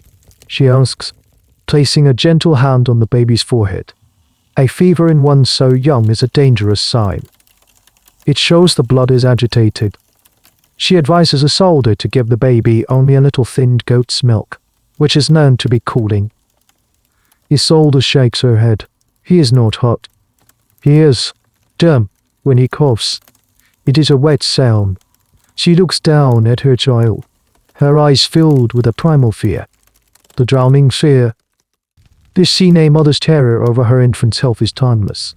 But the framework for that terror is specific to your world. The humus worth ought to be particularly volatile in children. A baby's body was considered naturally warm and moist, making them prone to fevers in excess of heat and catarrhs in excess of moisture. The physician's texts are filled with detailed instructions for infant care, all aimed at managing this inherent humoral instability. Historians who study childhood in this era often debate the impact of these beliefs on infant mortality. Swaddling, for example, was practiced for a number of reasons: to keep the baby warm, to help their limbs grow straight, but it was also a way to keep them in a constrained, stable position. Did the tight bindings and the propped minus up posture, designed to manage the humus, inadvertently cause other problems? Did it make infants more susceptible to respiratory infections or digestive issues? It's a question that can likely never be answered definitively. A sad, silent counterpoint to the parents' desperate attempts to do what they believed was best. Your mother suggests that the swaddling might be too tight, that the internal heat is being trapped. She also recommends rubbing the baby's chest with a little warm olive oil mixed with beeswax, a gentle, warming remedy meant to counteract the cold dampness of the cough. Isolde listens to every word, her face a mixture of gratitude and drop-a-neck. She is fighting the same battle you all are, but on behalf of a person who cannot fight for themselves. She is the sole guardian of her child's humoral balance. She props him up, manages his diet, watches him for every subtle sign of distress.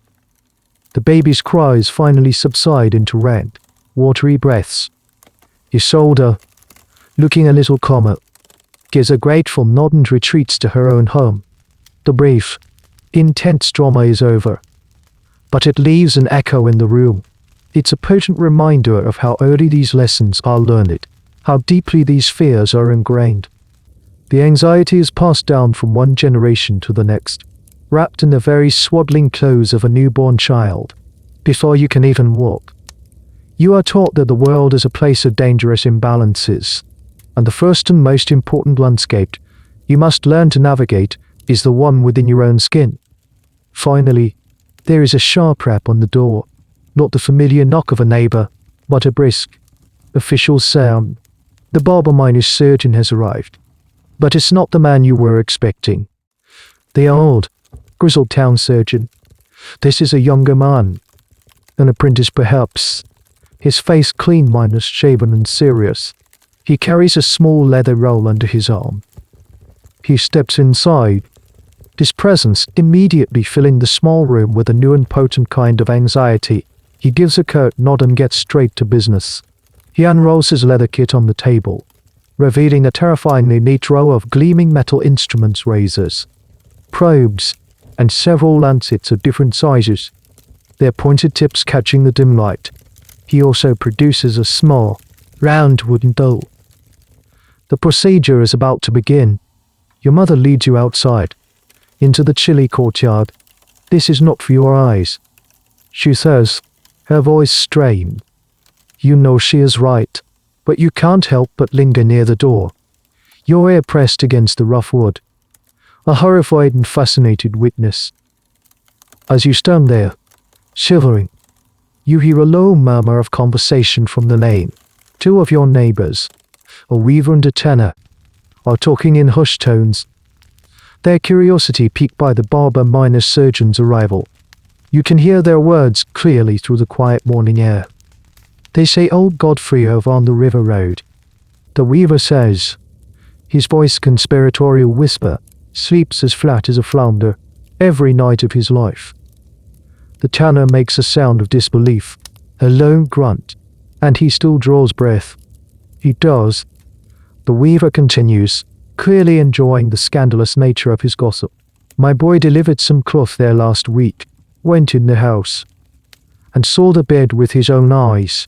No bolster, no pillows to speak of, just a mattress on the frame. The man's a fool, or a sorcerer. The tanner chuckles grimly. He est tempting God, is what he is. One of these mornings they'll find him, it's boiled away or his lungs full of phlegm. Mark my words. Their conversation is a chilling counterpoint to the tense silence inside your house. The idea of someone deliberately choosing to sleep flat is almost unthinkable. It is an act of profound rebellion, a flagrant disregard for the accumulated wisdom of the ages. It is like choosing to walk barefoot through a field of thorns, or to stare directly into the sun. Why would anyone take such a risk? Old Godfrey becomes, in your mind, a figure of mythic strangeness. Is he, as the tanner suggests, a man of dangerous pride, so arrogant that he believes himself immune to the laws of nature, or is he simply an eccentric, an oddity who has somehow, through a freakish strength of constitution, managed to survive his own foolishness? This kind of hushed milestone story is a powerful social force. It reinforces the norm. By marking Godfrey as a fool or a heretic, the community strengthens its own adherence to the correct way of doing things. His deviance proves the rule. Anyone who hears the story is reminded of the dangers of nonconformity and the rightness of their own nightly precautions. Historians often look for evidence of dissent or alternative beliefs within a society, and the figure of the eccentric flat-sleeper is a fascinating, if perhaps semi-mythological, example. The debate is whether people like Godfrey actually existed in any significant number, or if they were cautionary tales. Bogeymen created to keep everyone else in line. Was there a silent minority who, through personal experience or simple skepticism, rejected the dominant medical paradigm? Or was the belief in the dangers of horizontal sleep so total, so absolute, that a figure like Godfrey was as rare and strange as a man who could fly? From inside your house, you hear a sharp intake of breath from your father, followed by a low, pained groan. The procedure has begun. The sound makes your stomach clench. The weaver and the tanner fall silent, their gossip interrupted by the stark reality of the surgeon's work. They both make a small sign to ward off evil and then hurry on their way. Their brief, morbid curiosity satisfied. You are left alone in the courtyard. The story of the heretic of comfort echoing in your mind. The thought of old Godfrey, sleeping peacefully and perilously flat in his bed, is a strange and unsettling image. It's a tiny crack in the solid wall of certainty that governs your world, but it's a crack you dare not explore. The groan from inside your house is a powerful, visceral reminder of the price of imbalance. Godfrey may be a fool or a sorcerer, but your family is placing its trust in the sharp, painful, and accepted wisdom of the blade. The barber minus surgeon leaves as quickly as he arrived. He gives your mother a few curt instructions: keep the wound clean. Give your father only cool liquids for the rest of the day, pockets his coin, and is gone. You are allowed back inside. The room smells faintly of sweat and something sharp, coppery, and unpleasant. Your father is lying on his pallet, propped up against the wall, his face pale and beaded with sweat.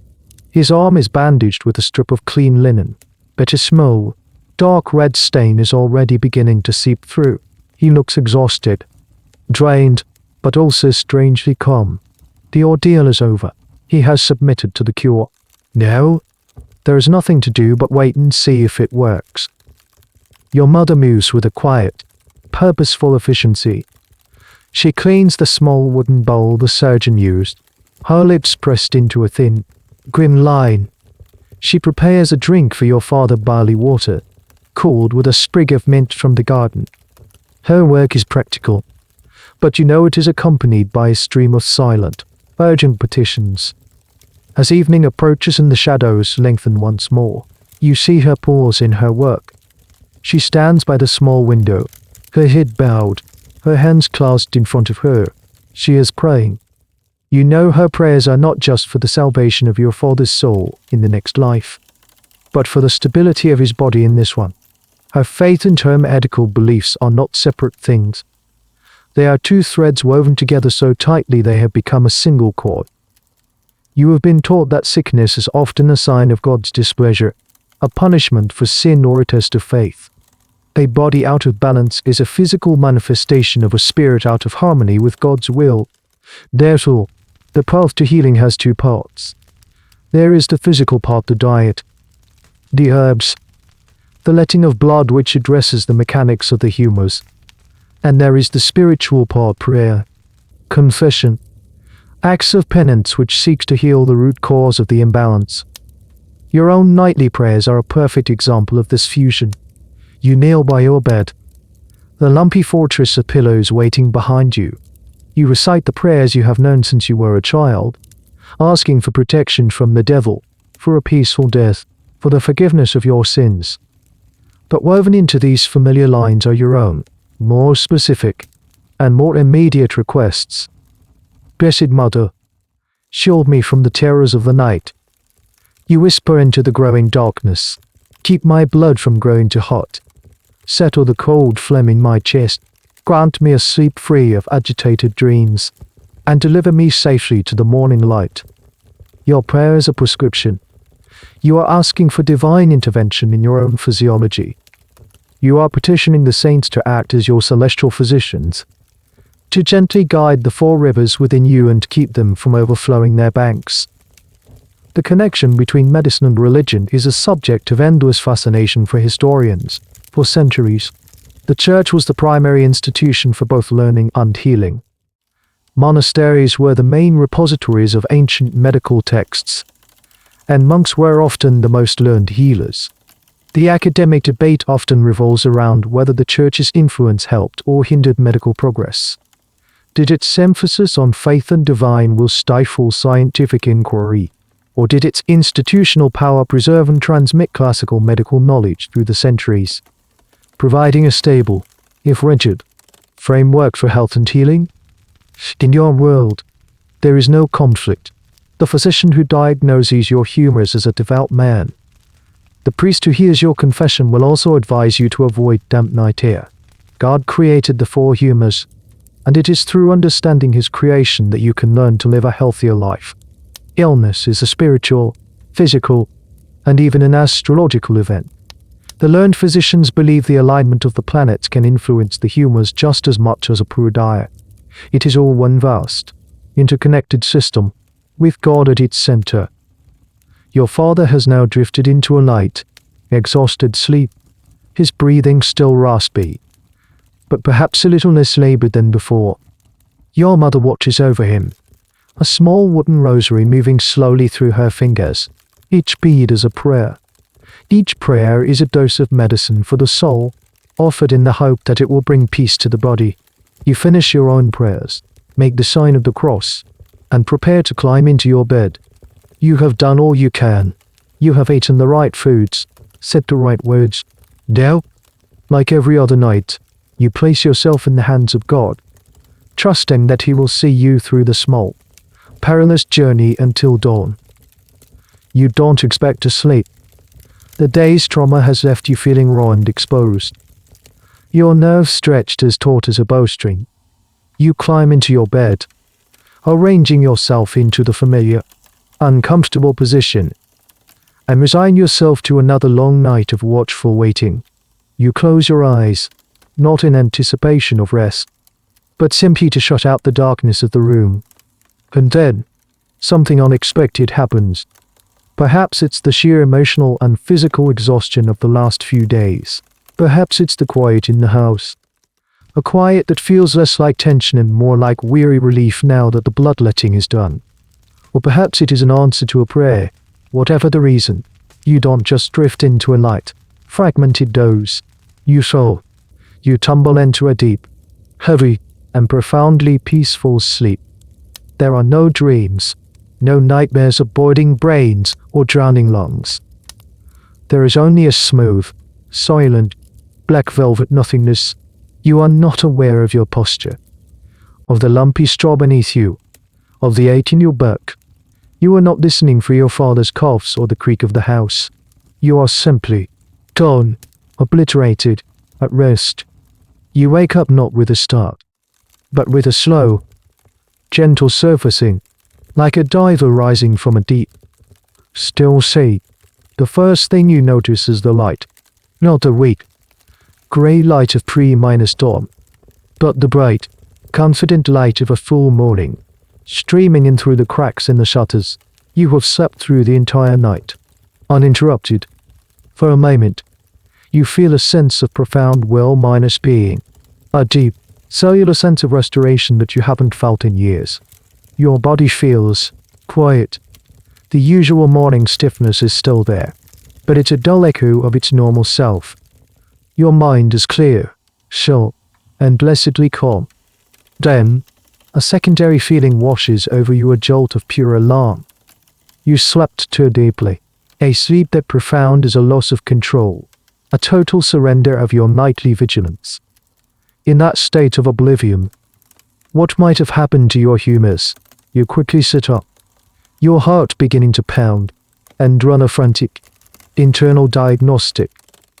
Do you feel feverish? No, your skin is cool, your chest congested.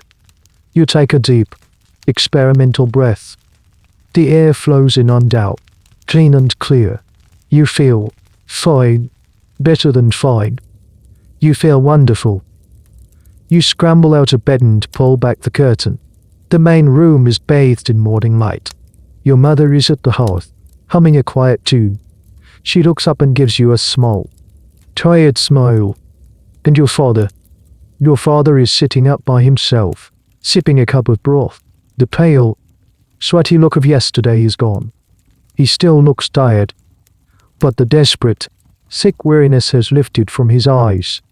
His breathing is quiet. The cough, for the first time in days, is gone. A wave of relief so powerful it makes you dizzy washes over you. The bloodletting, the prayers, the herbs. It worked. The crisis has passed. This experience of a rare, perfect night's sleep is a powerful and confusing event. It feels like a miracle, a gift, but it also subtly undermines the very foundation of your nightly anxieties. You slept more deeply than you have in years, a state of utter vulnerability. and you have woken up feeling healthier than ever. How can this be? The experience doesn't fit the theory. The theory says that such a deep sleep should be dangerous, that it's the time when the body is most at risk, but your own body is telling you a different story. Historians who study the history of sleep often point to these moments of contradiction. While the dominant medical theory was powerful, personal, lived experience must have sometimes offered a different perspective. The academic question is, what did people do with these contradictions? Did they question the theory? Some scholars argue that it's unlikely. The humoral framework was so comprehensive and deeply ingrained that a single, anomalous experience would probably be explained away. You might conclude that your humors were already in a state of perfect balance before you fell asleep, which is what allowed for such a restorative rest. Or perhaps you would see it as a direct act of God, a miracle that temporarily suspended the normal rules of physiology. You don't try to analyze it too deeply. You are simply flooded with gratitude. The heavy weight of fear that has been pressing down on your family for days has finally lifted. The day feels bright with possibility. As you begin your chores, you feel a lightness in your step, a sense of quiet joy. But the memory of the night's deep peace remains. It's a small, confusing, and wonderful secret. It's a whisper of a different kind of night, a night not of vigilance and fear, but of profound and trusting surrender. It's a feeling you won't forget, even as you meticulously build your fortress of pillows again tonight, just as you always do. The air in the market square is thick with the usual smells of life baking bread, brown earth, mud, and manure. But today, another scent hangs in the air, a faint, coppery tang that makes your stomach clench. A small crowd has gathered near the public fountain, their attention fixed on a man sitting on an overturned bucket. It's the barber-surgeon, the same young man who visited your house, and he is busy. You try to steer clear, not wanting to watch, but your path takes you close enough to see the scene in detail. The man in the bucket is a burly blacksmith, his powerful arms incongruously pale. The surgeon has tied a leather strap tightly around his upper arm, making the veins stand out like thick blue rope. With a swift, practiced movement, the surgeon takes his lance and makes a small, neat incision. A dark stream of blood, almost black in the morning light, immediately begins to flow from the blacksmith's arm into a brass bowl the surgeon holds beneath. The crowd murmurs. The color and thickness of the blood are subjects of intense public scrutiny and commentary. Too thick.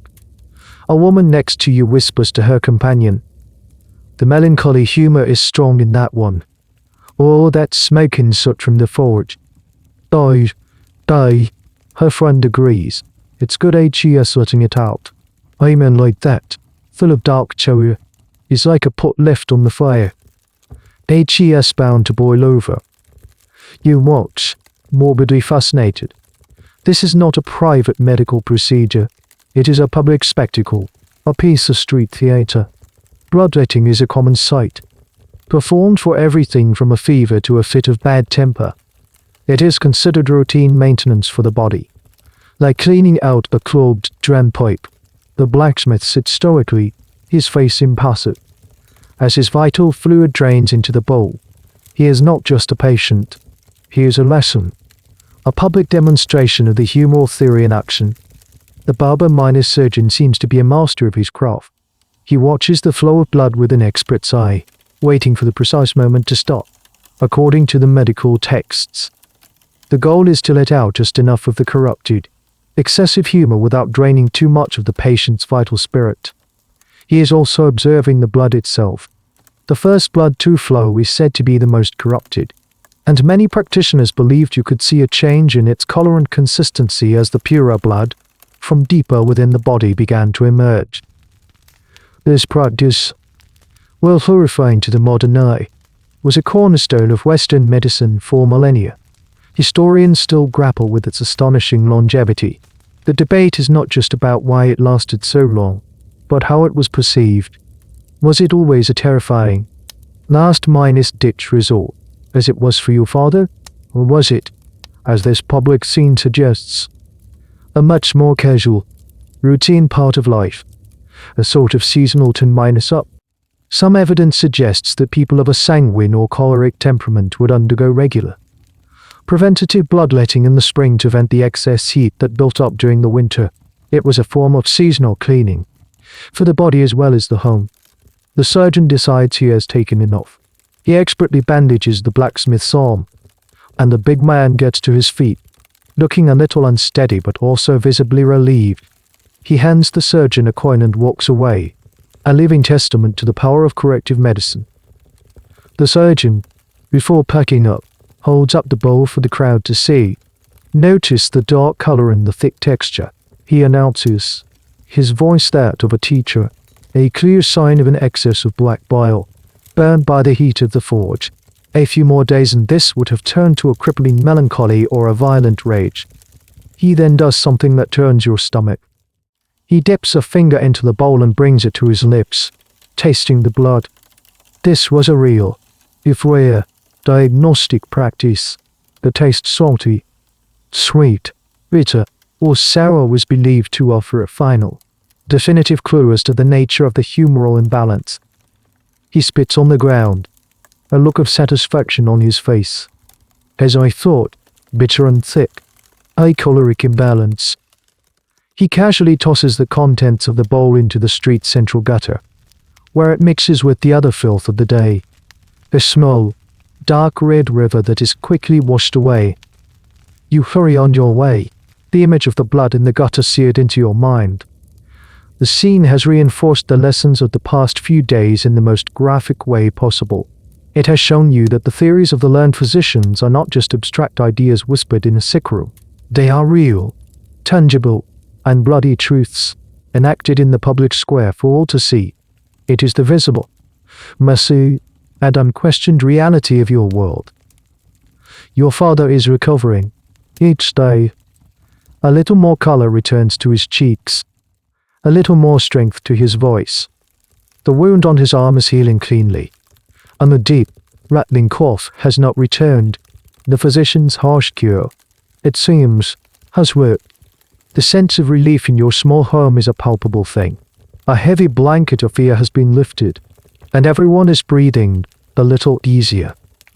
As life returns to its normal rhythm, you find yourself reflecting on the events of the past week. The fear, the nightmare, the waiting, the blood. It all feels both dramatic and normal. As you go about your day sweeping the floor, fetching water, spinning while you look at the world around you, and you see the humoral theory written on everything. It is not an abstract idea. It is the very lens through which you see and understand the world. You see it in the food you eat, the clothes you wear, the prayers you say. You see it in the changing of the seasons, the sanguine spring, the choleric summer, the melancholic autumn, and the phlegmatic winter.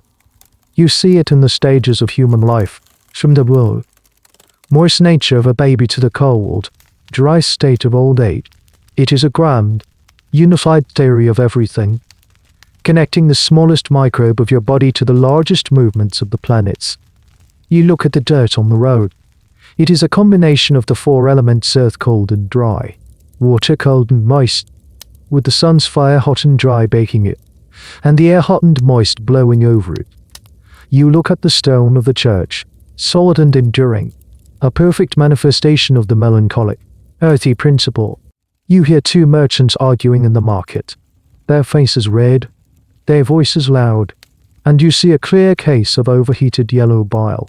You see a young woman weeping by the river, and you know her black bile must be in excess. The system is so complete, so elegant in its own way, that to question it would be like questioning gravity. It simply is. It explains everything. Why do you feel energetic on a warm spring day? Because the sanguine humor is in ascendancy. Why do you feel sluggish and sad during a long winter? Your phlegm black bile are dominant. The theory is constantly being reinforced by your own observations and experiences. This is a concept that historians of science call a peril, a complete system of thought that is so dominant, it becomes invisible to the people living within it.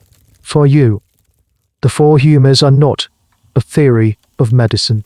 It is medicine. There is no other way to conceive of the body. The academic debate on this topic is fascinating.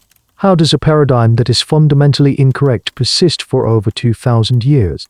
One argument is that it was simply the best fit for the available evidence. In a world without microscopes or a germ theory of disease, the humoral system was a powerful explanatory tool. It was also flexible.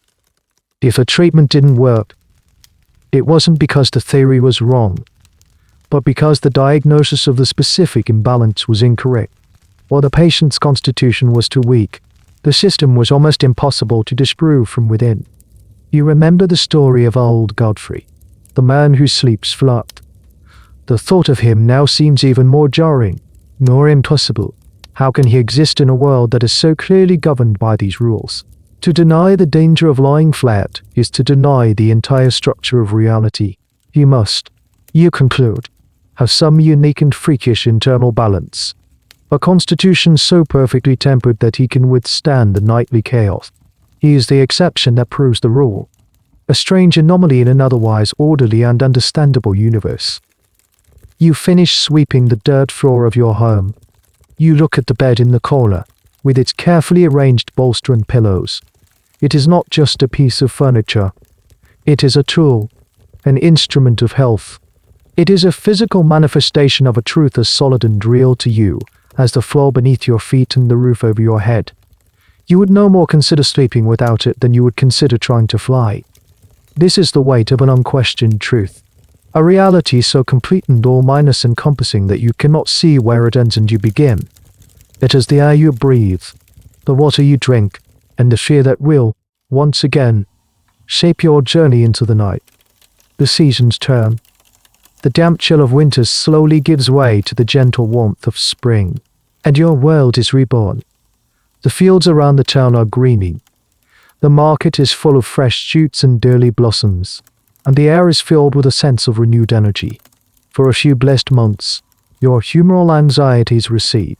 Spring is the season of blood, the sanguine humor, which is warm and moist. It's the humor of life, health, and optimism. The town seems to shake off its winter sluggishness, and you feel the change in your own body, a lightness, a sense of hope. But the wheel of the year never stops turning. Spring deepens into summer. The sun, which was a gentle friend, now becomes a relentless, brassy tyrant in a cloudless sky. The days grow long and hot. The earth makes hard, and a new kind of humoral threat emerges, as potent and dangerous as the phlegmatic dampness of winter. The oppressive heat of a midsummer afternoon settles over the town. The air is thick, dusty, and still. People move slowly, seeking shade where they can find it. Tempers are short.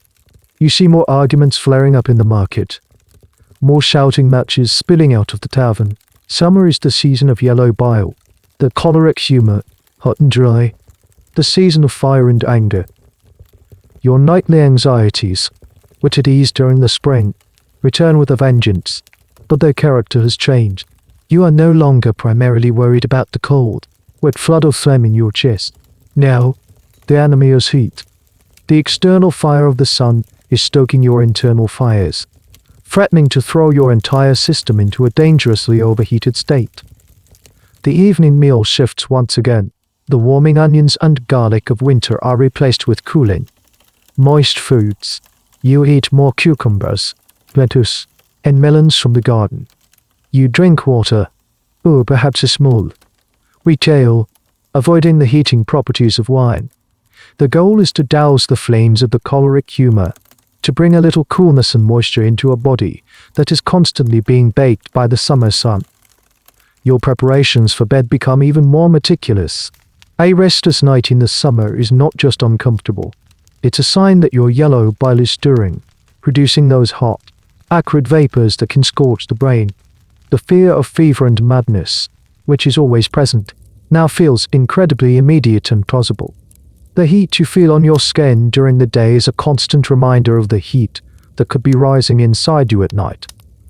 You lie in your propped minus-up position, the coarse linen sheet feeling sticky and hot against your skin. The air in your small room is stifling. Sleep is even more elusive than in the winter.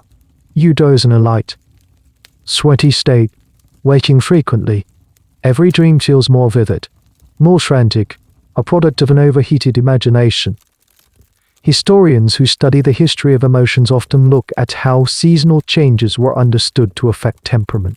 The belief that hot weather leads to hot tempers is an ancient one, and the humoral system gave it a precise, scientific explanation. The debate among scholars is how this belief shaped social behavior. Did communities anticipate more violence and social unrest during the summer months? Were judges more lenient with crimes of passion committed during a heat wave, attributing the outburst to an unavoidable, seasonal excess of yellow bile? One afternoon, you witness a perfect illustration of this belief.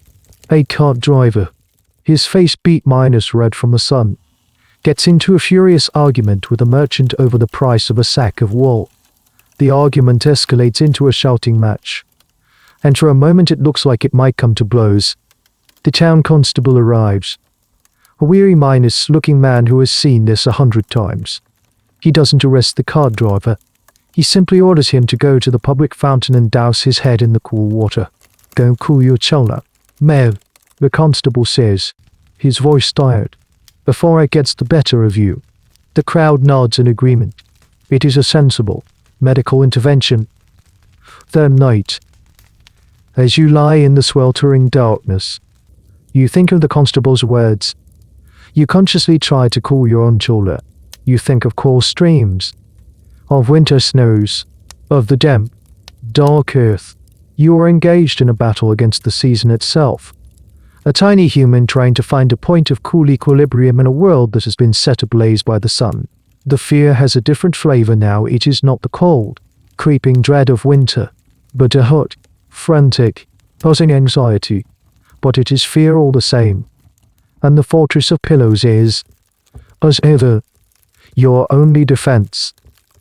Another sweltering summer night. The heat seems trapped within the very walls of your house, radiating a dry, dusty warmth long after the sun has set. Sleep is a distant, impossible country. You have tossed and turned as much as you dare, your skin slick with sweat. The straw mattress crackling with every frustrated movement.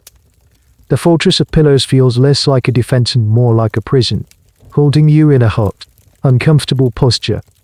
Giving up on the pretense of rest, you carefully, quietly slip out of bed. The floorboards are warm under your bare feet.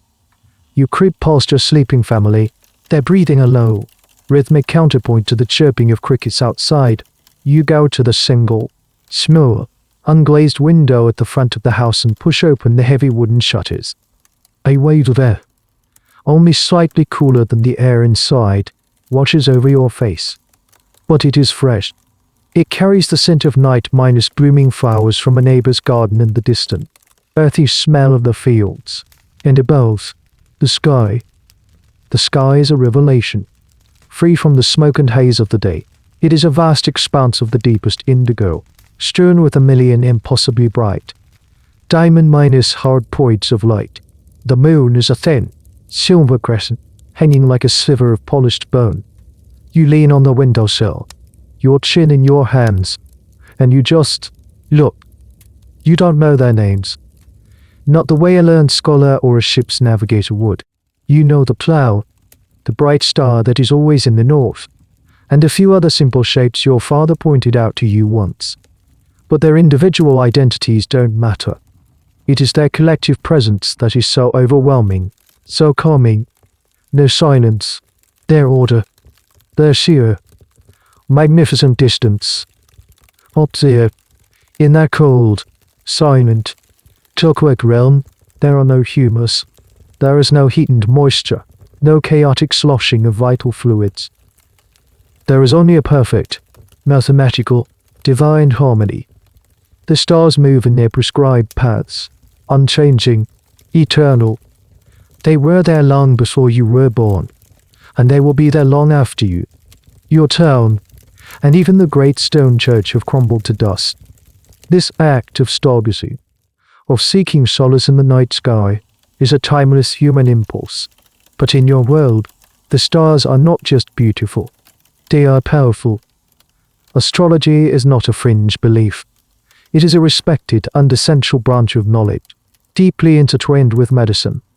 The physician who diagnosed your father would have also consulted an almanac to check the positions of the planets. He would believe that a person born under Mars is naturally choleric, while one born under the influence of Saturn is prone to melancholy. He would never perform a bloodletting when the moon was in a certain sign, believing the procedure would be ineffective or even dangerous. The academic debate continues on the precise relationship between astrology and medicine during this period. Was astrology the master science, with medicine as its subordinate branch, or were they considered parallel systems, both offering insights into the hidden forces that governed a human life? Some scholars argue that the influence of the stars was seen as the ultimate, macro-level cause of a person's humoral balance, the grand cosmic blueprint that shaped their individual constitution from the moment of birth. But as you stand at the window, you are not thinking about complex astrological charts. You are simply feeling the profound peace of perspective. Your own small, hooked, anxious body, with its petty internal wars, feels utterly insignificant next to the silent, majestic indifference of the cosmos. The buzzing anxiety in your mind, the fear of the fever in your blood, all of it seems to shrink, to quiet down in the face of this immense, silent spectacle.